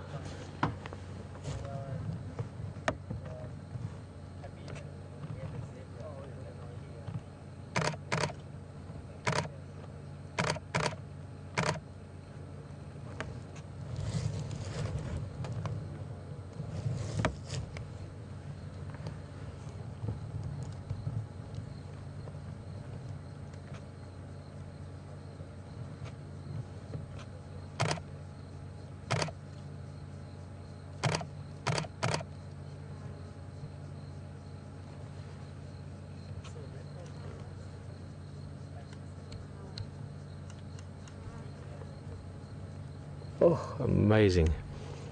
Perfect timing as well with the light changing.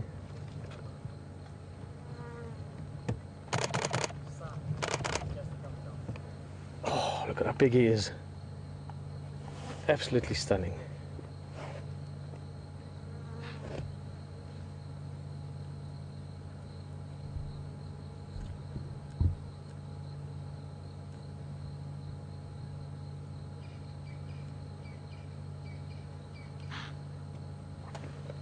Impala's calling in the background.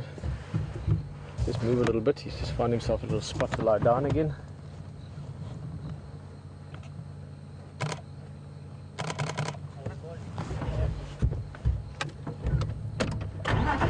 Brian, I'm going to try and get you. I'm not sure, you might be too high there. There's this perfect little window through this gap. If you go in close, we'll just see. If we could, that would be great. Go in close a bit.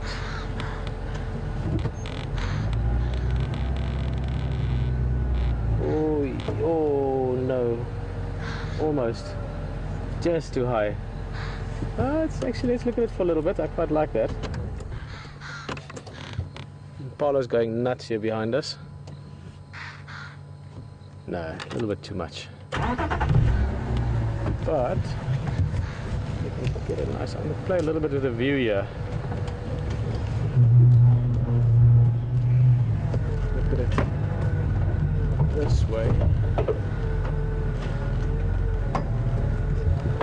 How's that? Got to see and just get the perfect spot. No. Well, let's just do the open view. That's also nice. Nothing wrong with that. I'm very alert, very aware. Impala off to our left. He's busy grooming a little bit, cleaning the paws. He's had a good meal, the belly is full again.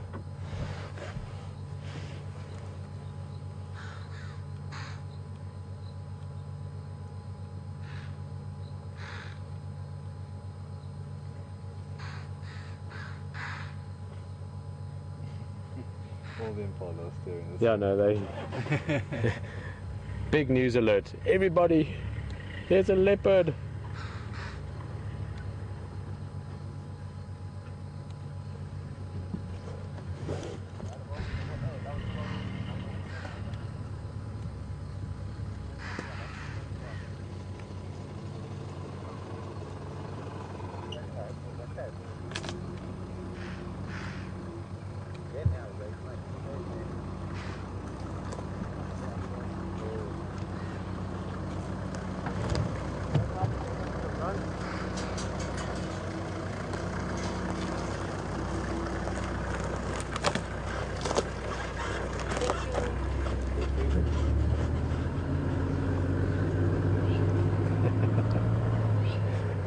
quickly.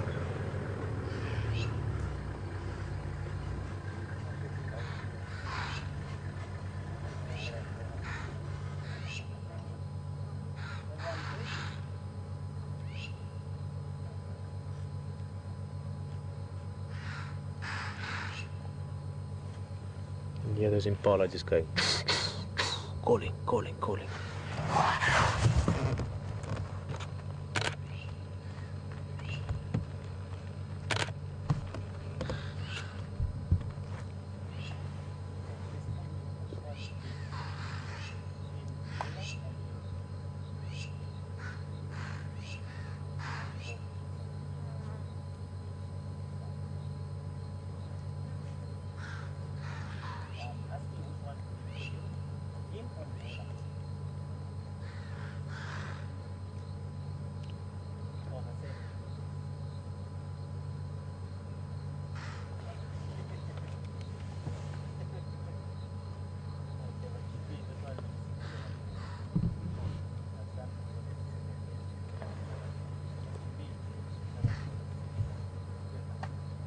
Interesting, I wonder where he's going. Back to his termite mound again. He does like that spot.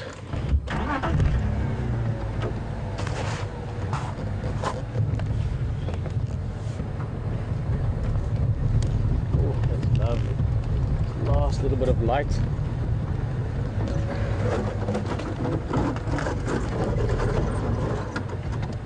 Oh, look at the colors of those dead leaves as well. That's stunning. Look at that framing.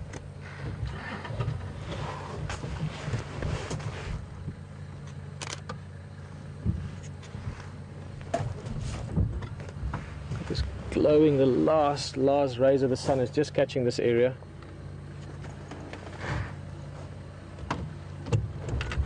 I don't think gorgeous even begins to describe it.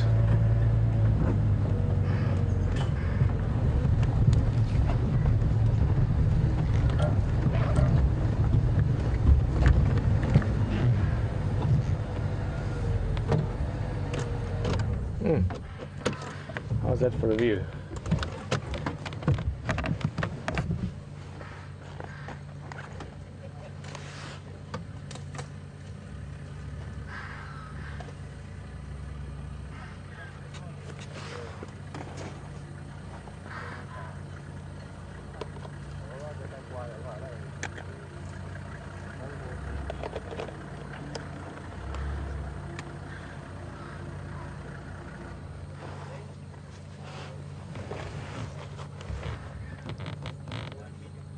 Yeah, I'd like to.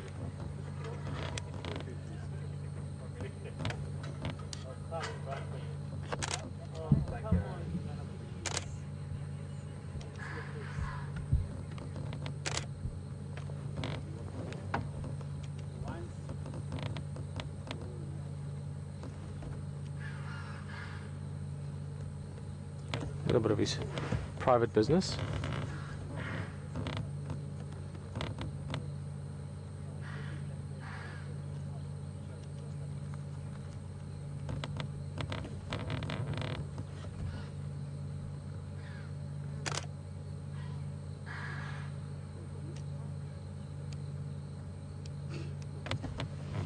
And there the sun has set.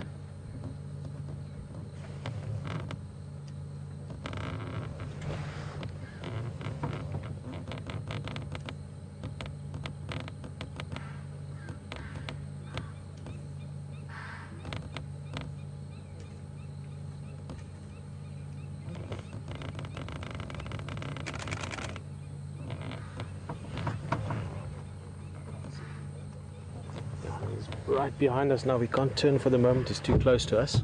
I wonder where he's going actually. It's almost as if he's decided it's time to move on, guys, but what an amazing sighting.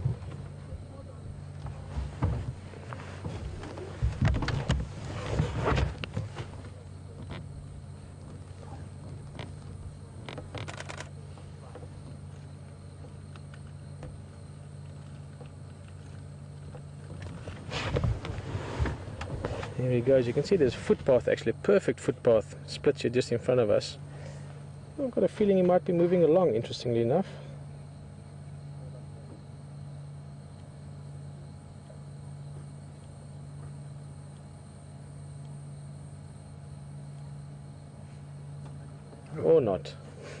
Got a big belly. Yeah, no, he's very full now.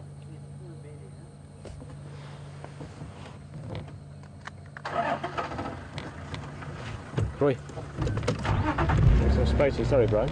Make some space for the game drive vehicle also so they can get a new view.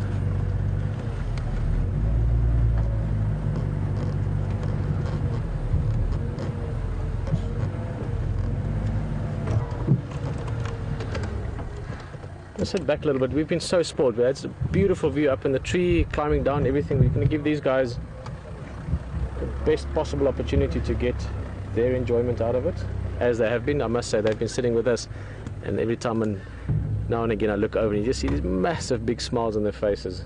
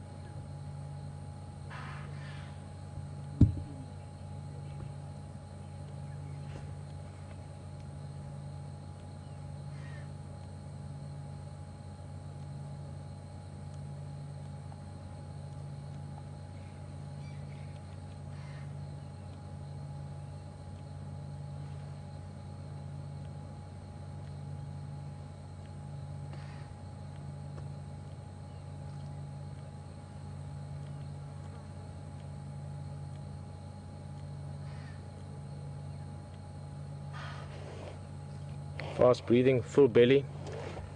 Apart from the heat, also weight pushing up against the diaphragm there. So shallow breaths only.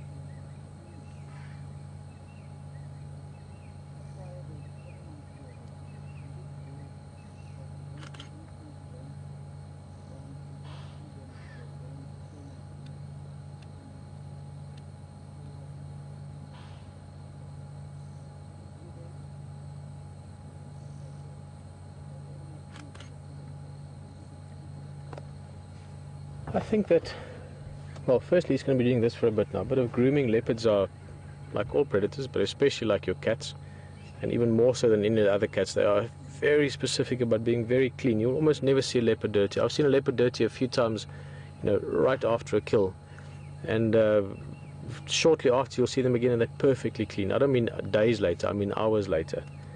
Very meticulous about being perfectly clean, cleaning the paws, the toes, everything.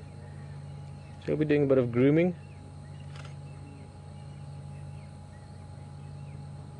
A little bit of looking around as well. He will stay alert to the potential of other predators. The sun is set.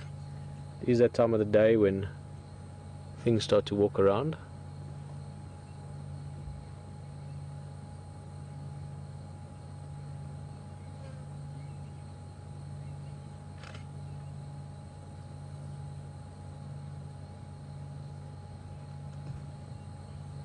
What's he seeing? Certainly. See how he's looking.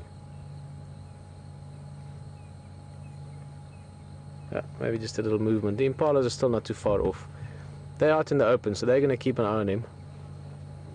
Don't think he's going to make any move towards them. Maybe for an after dinner light snack. Yeah, exactly. An after dinner.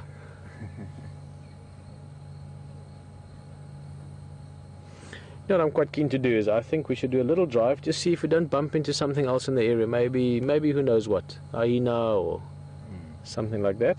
He's going to be doing a bit of this, and then we're going to come back here towards the end of driving. And I just want to get closer to our camp. As I said, we've done some radio tests, and I think something is not quite the way we'd want it yet. So I just want to get within range so I can maybe get a few questions, talk to you guys a little bit.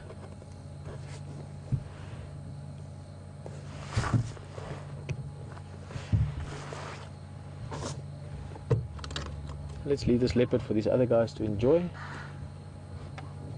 And Komoro enjoy him before we're going to pull out. But just look at the sky quickly before we do. It's that sort of post-sunset sky that you get. There's quite high level clouds, so even though we are in the shadows of the curvature of the earth by now, those clouds up there are still catching the sky. Look at that. Wow.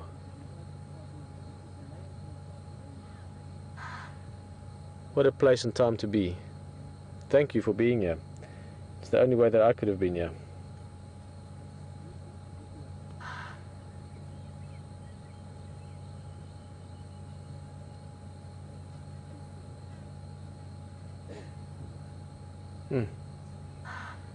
Stunning, stunning sky.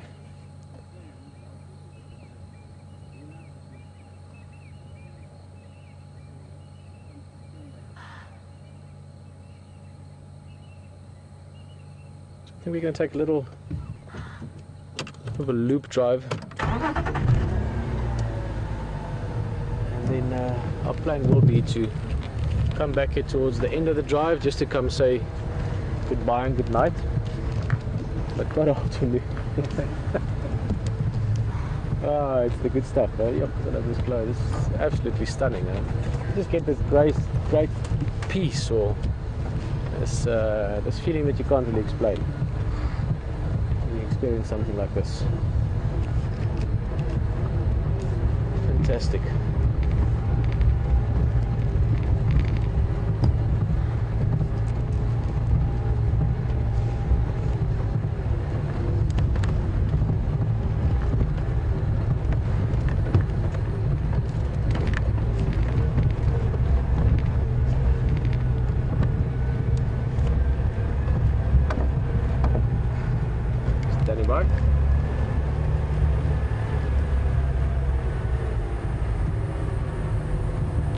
Very soft. I'm just pulling out from the Ingwe.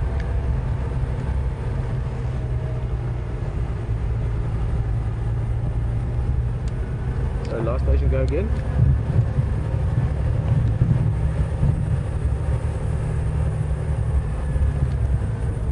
Yeah, copying about 2 out of 5, so we've got some radio issues at the moment. But just update stations pulling out of the Ingwe, Roy on lock.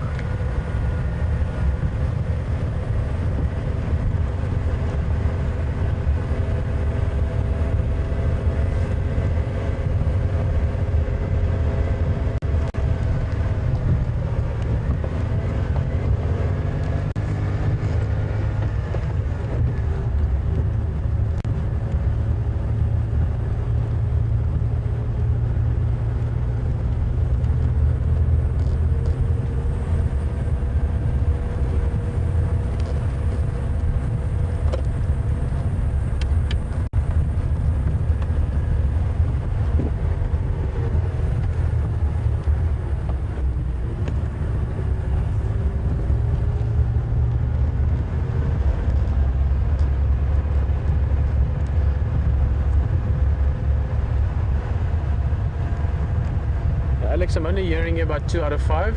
If you give it another minute or so, we're over this little bump, then we should start hearing you.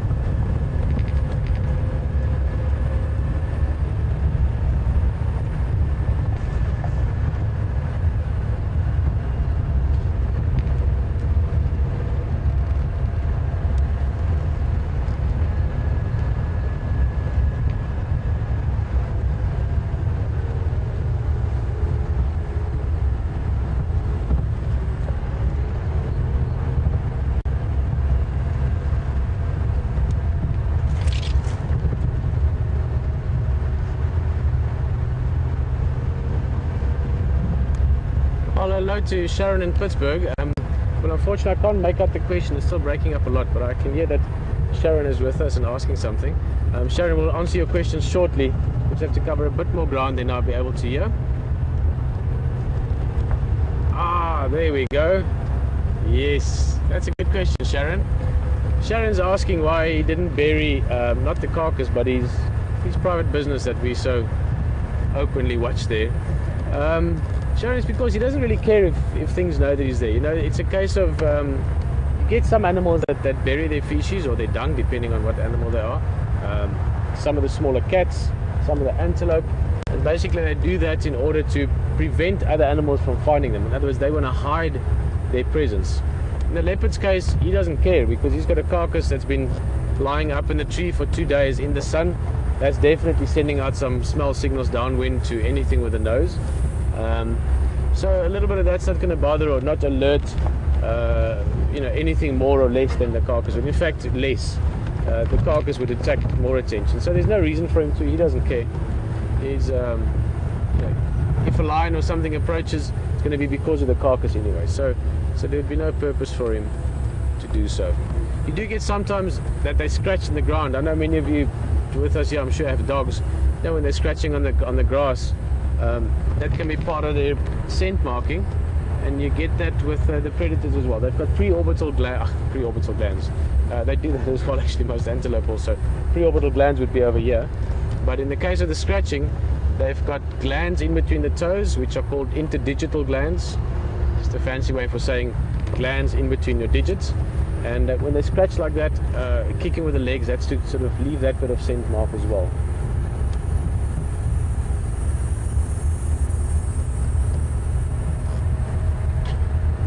Oh, lovely now that it's cooling down a bit. It was very hot earlier, so I've got some hat hair going on here. There we go, it's a bit better.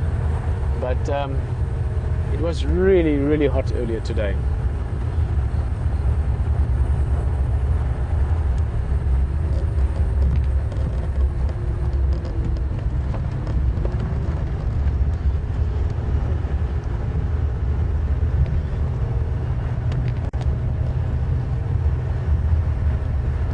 Some fresh elephants around. I saw some dung there. And Kim in Wisconsin, Kim is just saying thank you very much for such an amazing sighting that we enjoyed it. Kim, sorry, I will finish my conversation with you shortly. He's busy digging there, look at that. A little bit late for him to be up and about. Sorry, I'll put the lights on again now. Let's just do that, that's better. He's busy digging there.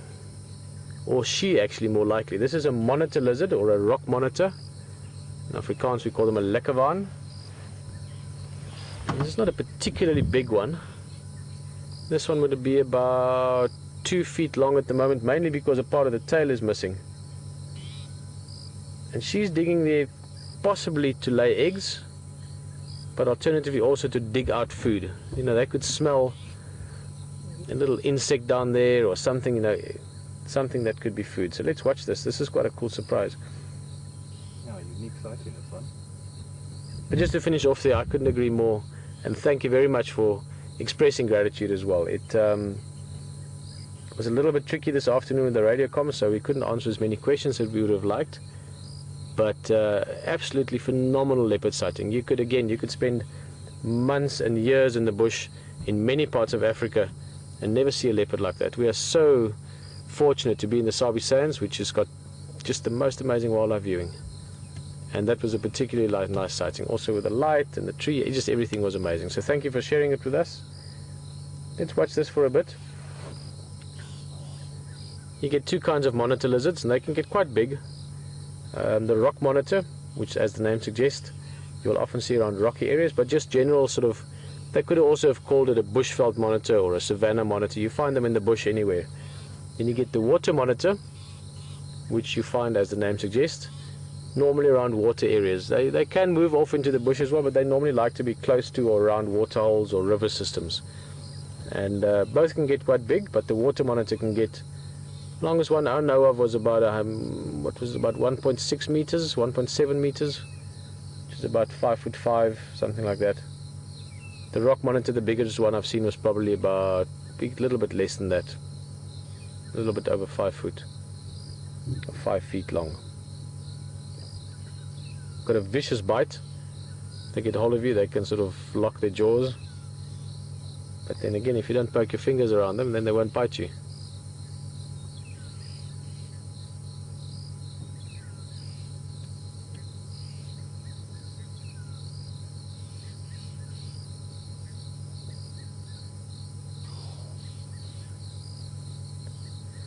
That's a great question, Julie. All the way out of Leicester, England, which I'm sure is a bit cooler than we are at the moment here. I mean, I did say it's very nice now compared to earlier, but that's because earlier was 40 degrees, 39, 40. We're now still probably sitting in about 30 degrees. Very sort of in-your-face kind of temperature feel to it. But Julie's is asking, will this monitor lizard grow his tail back? Now, I'm quite curious what happened to that tail, actually. It doesn't look like it's that long ago. It looks like a relatively fresh wound. I don't mean half an hour ago, but I mean maybe in the last week or so, as opposed to a few years. I've seen a few monitor lizards over the years with missing tails. Most likely, this would have been from anything from a hyena to a leopard to a honey badger even. Honey badger maybe not so likely, but if I had to guess, I would probably venture hyena, lion, anything might have gotten a hold of it. Snipped it off, but the monitor lizard would have put up quite a fight and gotten away in the process. But no, the tail will not grow back, Julie. With your smaller lizards, you get the tails growing back. Geckos, you get it. Skinks, but not with these big lizards. HD was telling us the other day he would actually enjoy this as well. He actually would have loved that leopard, by the way. It was such a cool sighting, and I know that he was happy because he was really pushing me the last few days to get out there and see the leopard. So I'm just thinking back to some of Hayden's stories. He's done some amazing travels and been to really amazing places, and he was telling us about the Komodo dragons that he'd seen and the experiences he had there. Now they would be just, you know, supersized versions, you know, sort of monster versions of these guys.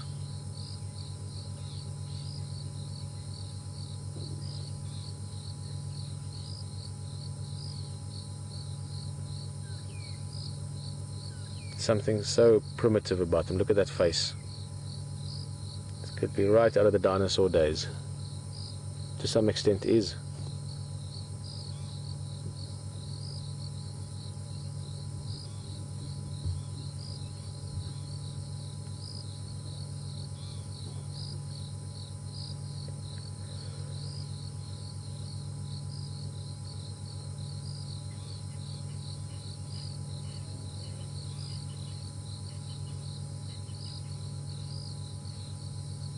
Really digging in there. Now we had a bit of rain the other day, which would make digging easier. The sand would be easier to dig through, but also, oh, look at that scorpion. Look at that right in front here, just in front of the monitor lizard. That's amazing. It looks like a burrowing scorpion by the look of it. What's the odds of that happening? You can just see its tail now, sort of in line with the base of the monitor lizard's tail. If you follow that down, just you get a little bit of greenish grass just there. Middle of the view now, just there. That's the sting of the scorpion. Yep, there he goes. Yep, looks like a burrowing scorpion. It's got quite big pincers at the front.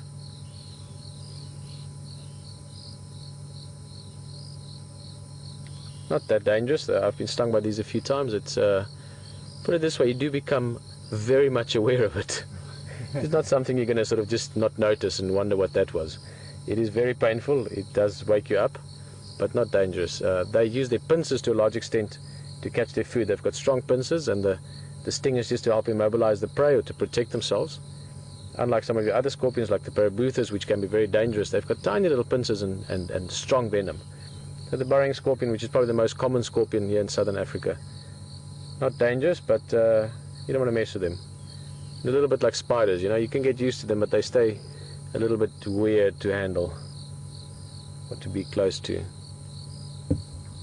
This is so awesome, just having a little window into a part of the bush that we don't see as often. We tend to look at a lot of the bigger things. I'm very happy with that. I'm one of those people that are very honest about it. I love seeing leopard, I love seeing elephant, but I also love these little surprises that you get along the way. Really like that.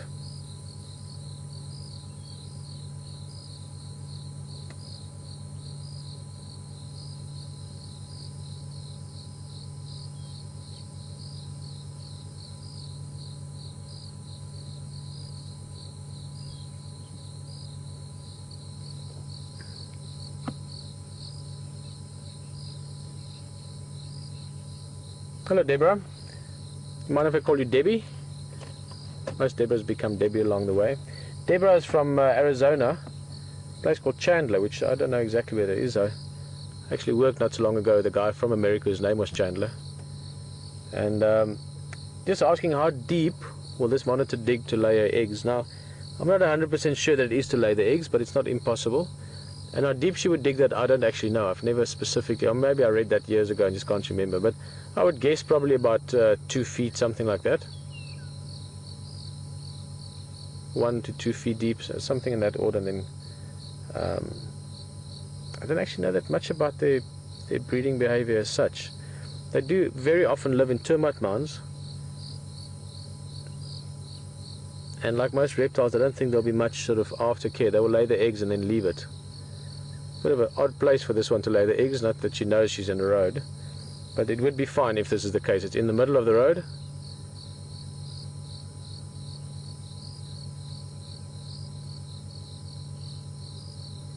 This could be a little something, maybe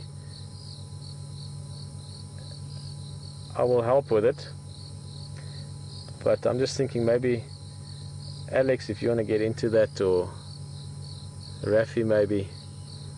If this is the case, we should read up on it a bit more, and we can see how long it takes for the eggs to hatch, and maybe just 3, 4, 5 days before. Normally these animals have got very specific, not gestation periods, but hatching periods. 5, 6 days before we come stick a time-lapse camera down here and see if little monitor lizards pop out. That would be amazing. Yeah. It's not every day that you will get this opportunity. Now again, she might just be digging in there for food. But I'm getting a very careful way about what she's doing here. And just looking at the body does actually look quite plump. Now she is lying on her stomach as well while digging. So it's a little bit of sort of a few assumptions to make, but this might be a little opportunity here for something out of the normal type of thing that one would see out in the bush.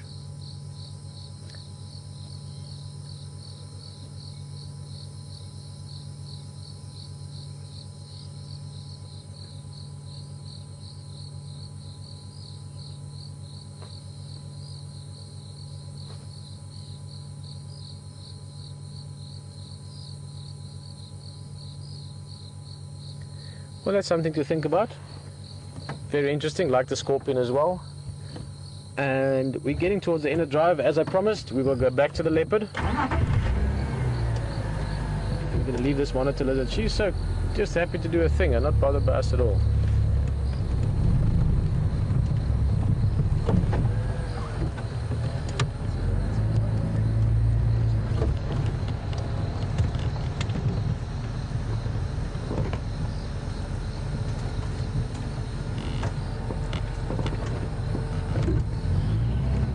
Yes, no problem, thank you, Will.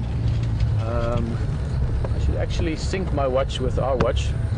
Mine is about 25 seconds off, so for the end of... Whoa! Big lightning in the distance. Far away, too far away to bother us for the rest of the drive, but big lightning that way. So the whole cloud lighting up, looked like an explosion. But yes, I should be to within 10 seconds or so.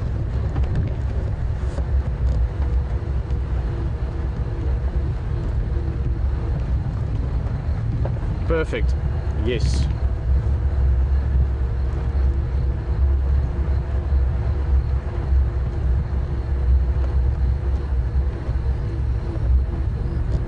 Okay, perfect.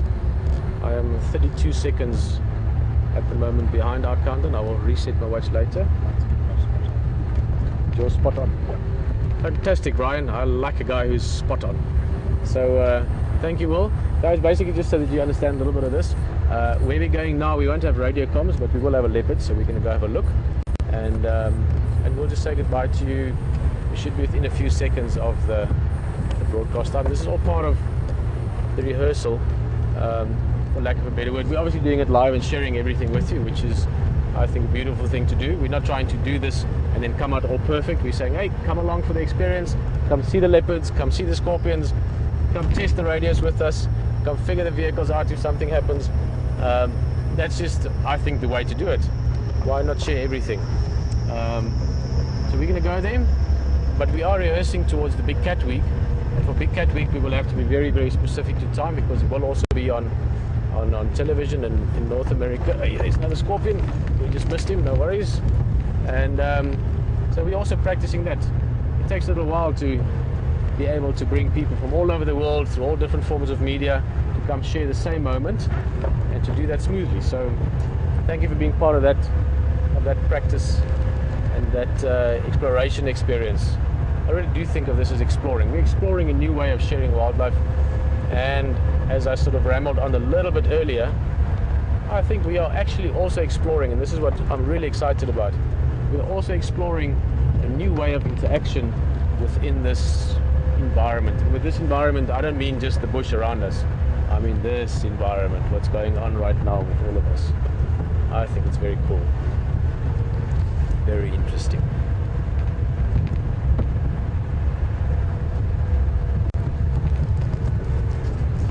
Now I think of every now and again, and excuse me if I'm going on here, I won't make it too long, but there's a person that I've viewed and watched a lot of times and thought she's really great. Sorry, that's an insect in my nose. Always difficult to talk when you've got something flying around in your nose. And someone that likes things a little bit out of the ordinary. She's picked some great dancers and artists and things like that along the way. And that's Ellen DeGeneres. I think she's hilarious. I'm sure all of you agree. But maybe if you guys can help us, because we're very busy. We're getting vehicles ready and all kinds of gear ready. But if we can maybe get 10 or 20 or maybe 500 or 1,000 people writing an email to her and saying, listen, why don't you go on a game drive live on one of your shows? She's got a live audience. She can hop on the vehicle. We can chat a little bit. She can make us laugh. You know, I'll try and be the tough African guy and tell her that it's impossible for her to make me crack. I will not laugh. I'm serious. You think that could be fun? I just, for whatever reason, I think of her every so often. I just think this is the kind of thing that she would firstly enjoy this. She would have a lot of fun with it because she's got a wicked sense of humor. But no, I'm shy. I don't know how to tell her to come on game drive with us. So maybe if a few of you could jump in on that and see if we can't get her to join us for a game drive, that would be cool. I would love to have her on the vehicle and shoot the breeze. If you don't mind, it could be fun. Who knows, maybe those of you that get her to join us for the drive can go and join her for the show, because she does that kind of thing.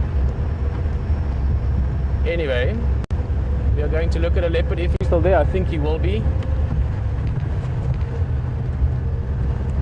We're about 2-3 minutes away from there.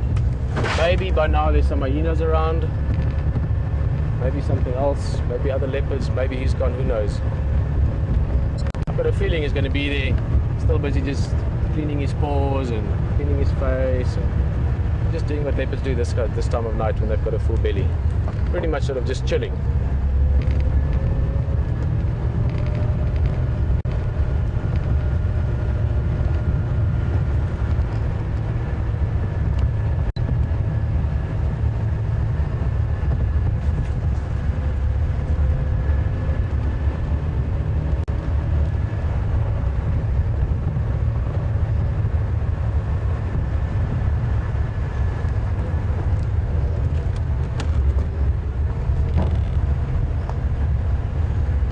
Remind me of that, what we just spoke of. In the next couple of days, maybe when we're sitting somewhere, I will send a formal invitation for Ellen to come and game drive with us, and we can send that on to her by word of mouth, of course. You know what I mean. Still got a bit of a sky there, mostly gone now, but again high level cloud, so it's still catching the last of the sun rays. Saw a bit of lightning again just now as well, so further to the south of us there is some storms brewing. Look at that.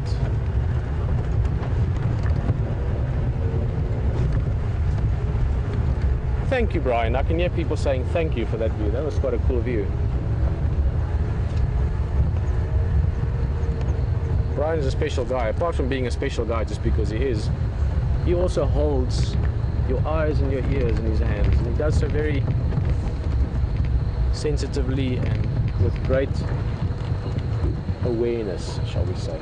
Let's have a look here. So we are on a high point, so we can see some of the villages in the distance. That's what the lights are.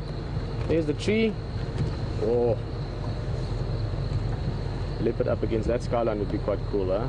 Yeah, bit of light in it. Let's just have a look. Tingana, which means shy. He's not shy anymore. He's awesome leopard.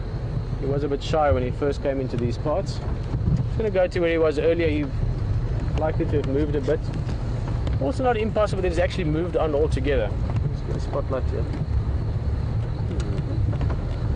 Use the lights here. That one's on. That's on. Okay, good. We can see.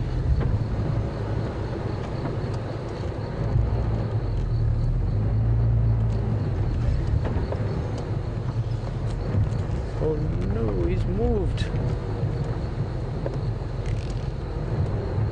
Not that far, I can see him. In fact, we got here just in time.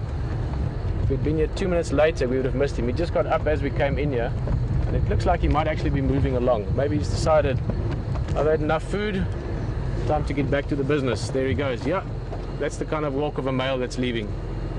Little flick of the tail. So he's on the move.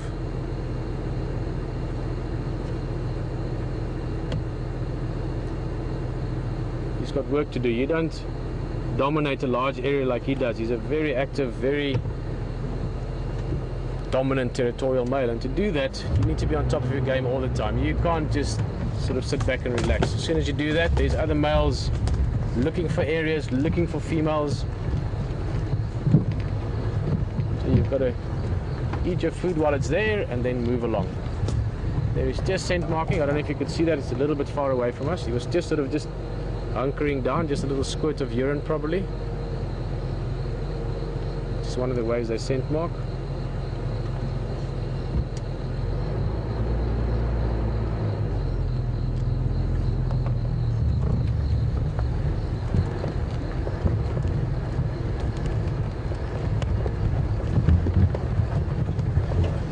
Oh, this was lucky timing, huh? Literally, had we been 30 seconds or a minute later, we would not have found him at all. There he goes.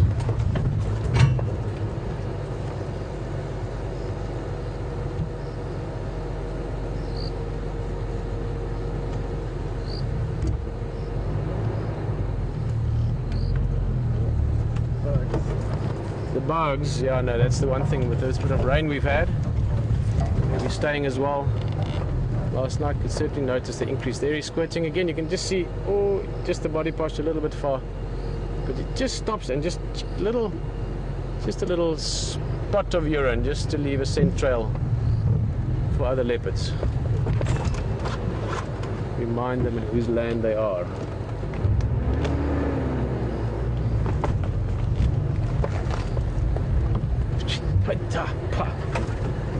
Bug City. Actually, they like that light as well. I'm going to light you in the back just to see the inside area so that you guys can see me. I think we're just going to kill it for a bit. The bugs are already flying in here. Let's switch it on when I talk to you.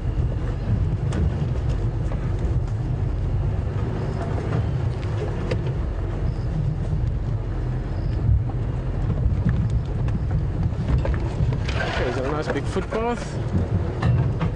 Let's just stop there for a bit. He should walk down that. You'll see that sort of clearing area. Don't worry, it's just my headlights, just killing the engine.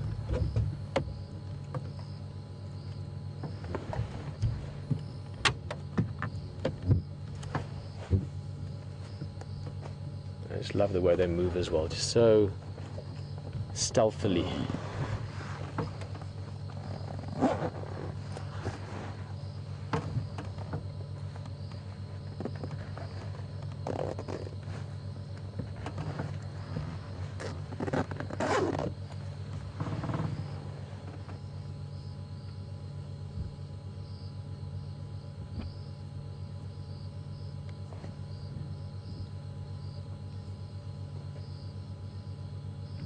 Bit of lightning in the distance again.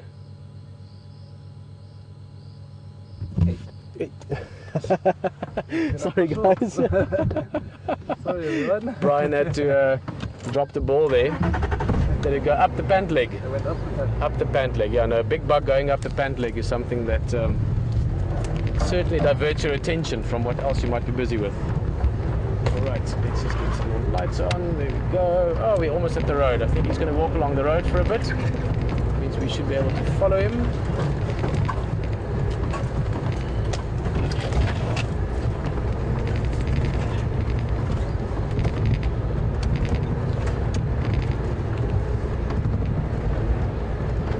Yep.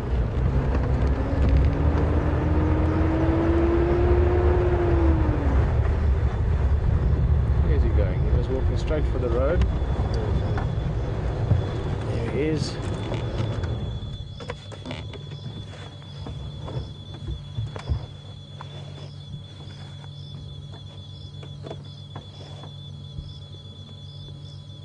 That's interesting. Might have heard something, smelled something. The breeze is coming from that direction. Stick with him for a bit. Yeah, we have about a little bit over 3 minutes left. You smell that? I think I just caught a whiff of, it smelled like a carcass. Yeah, me too. You smell that? Now keep in mind, this is where earlier we heard alarm calls from impala and then from other birds. I wonder what that is about. This is interesting.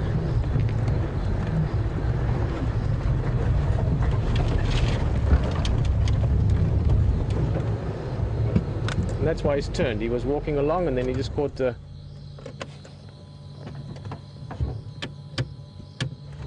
smell of something.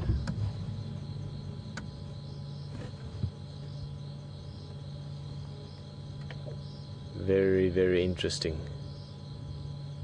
Very close friend of mine, Andre Klokker. I will still tell you about him sometime. He used to have the saying, and the thick plottens. For years I always thought it's really silly, but getting to know Andre, I really understood him later on. The plot thickens. We were with a leopard, beautiful view with him this afternoon.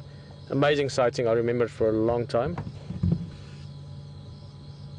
Got back just in time to find him leaving. He's decided he's had enough to eat. He's got to get back to patrolling his area. And less than a mile, probably about 400, 500 yards further, something gets his attention. Lucky we're here to follow him. And this draws back to the experience we had earlier this afternoon. Remember we spoke about the Franklins calling and about the impalas calling. There I'm smelling it again. So all those things adding together. And I don't think we're going to know what it is tonight, because we're almost at the end of the drive. But I will be back here in the morning to explore. I will leave a little marker here so I know where we are. He's very curious about it.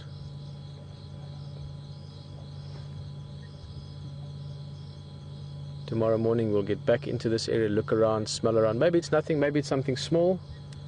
He's also not too bothered by it. But maybe it's something that we can explore further again tomorrow. Got about 1 minute left. So I think we'll have a last look at him. Boy, hold on. This is a bumpy section. And there he is. From myself, Peter. From Tingana, the star of the evening, beautiful male leopard.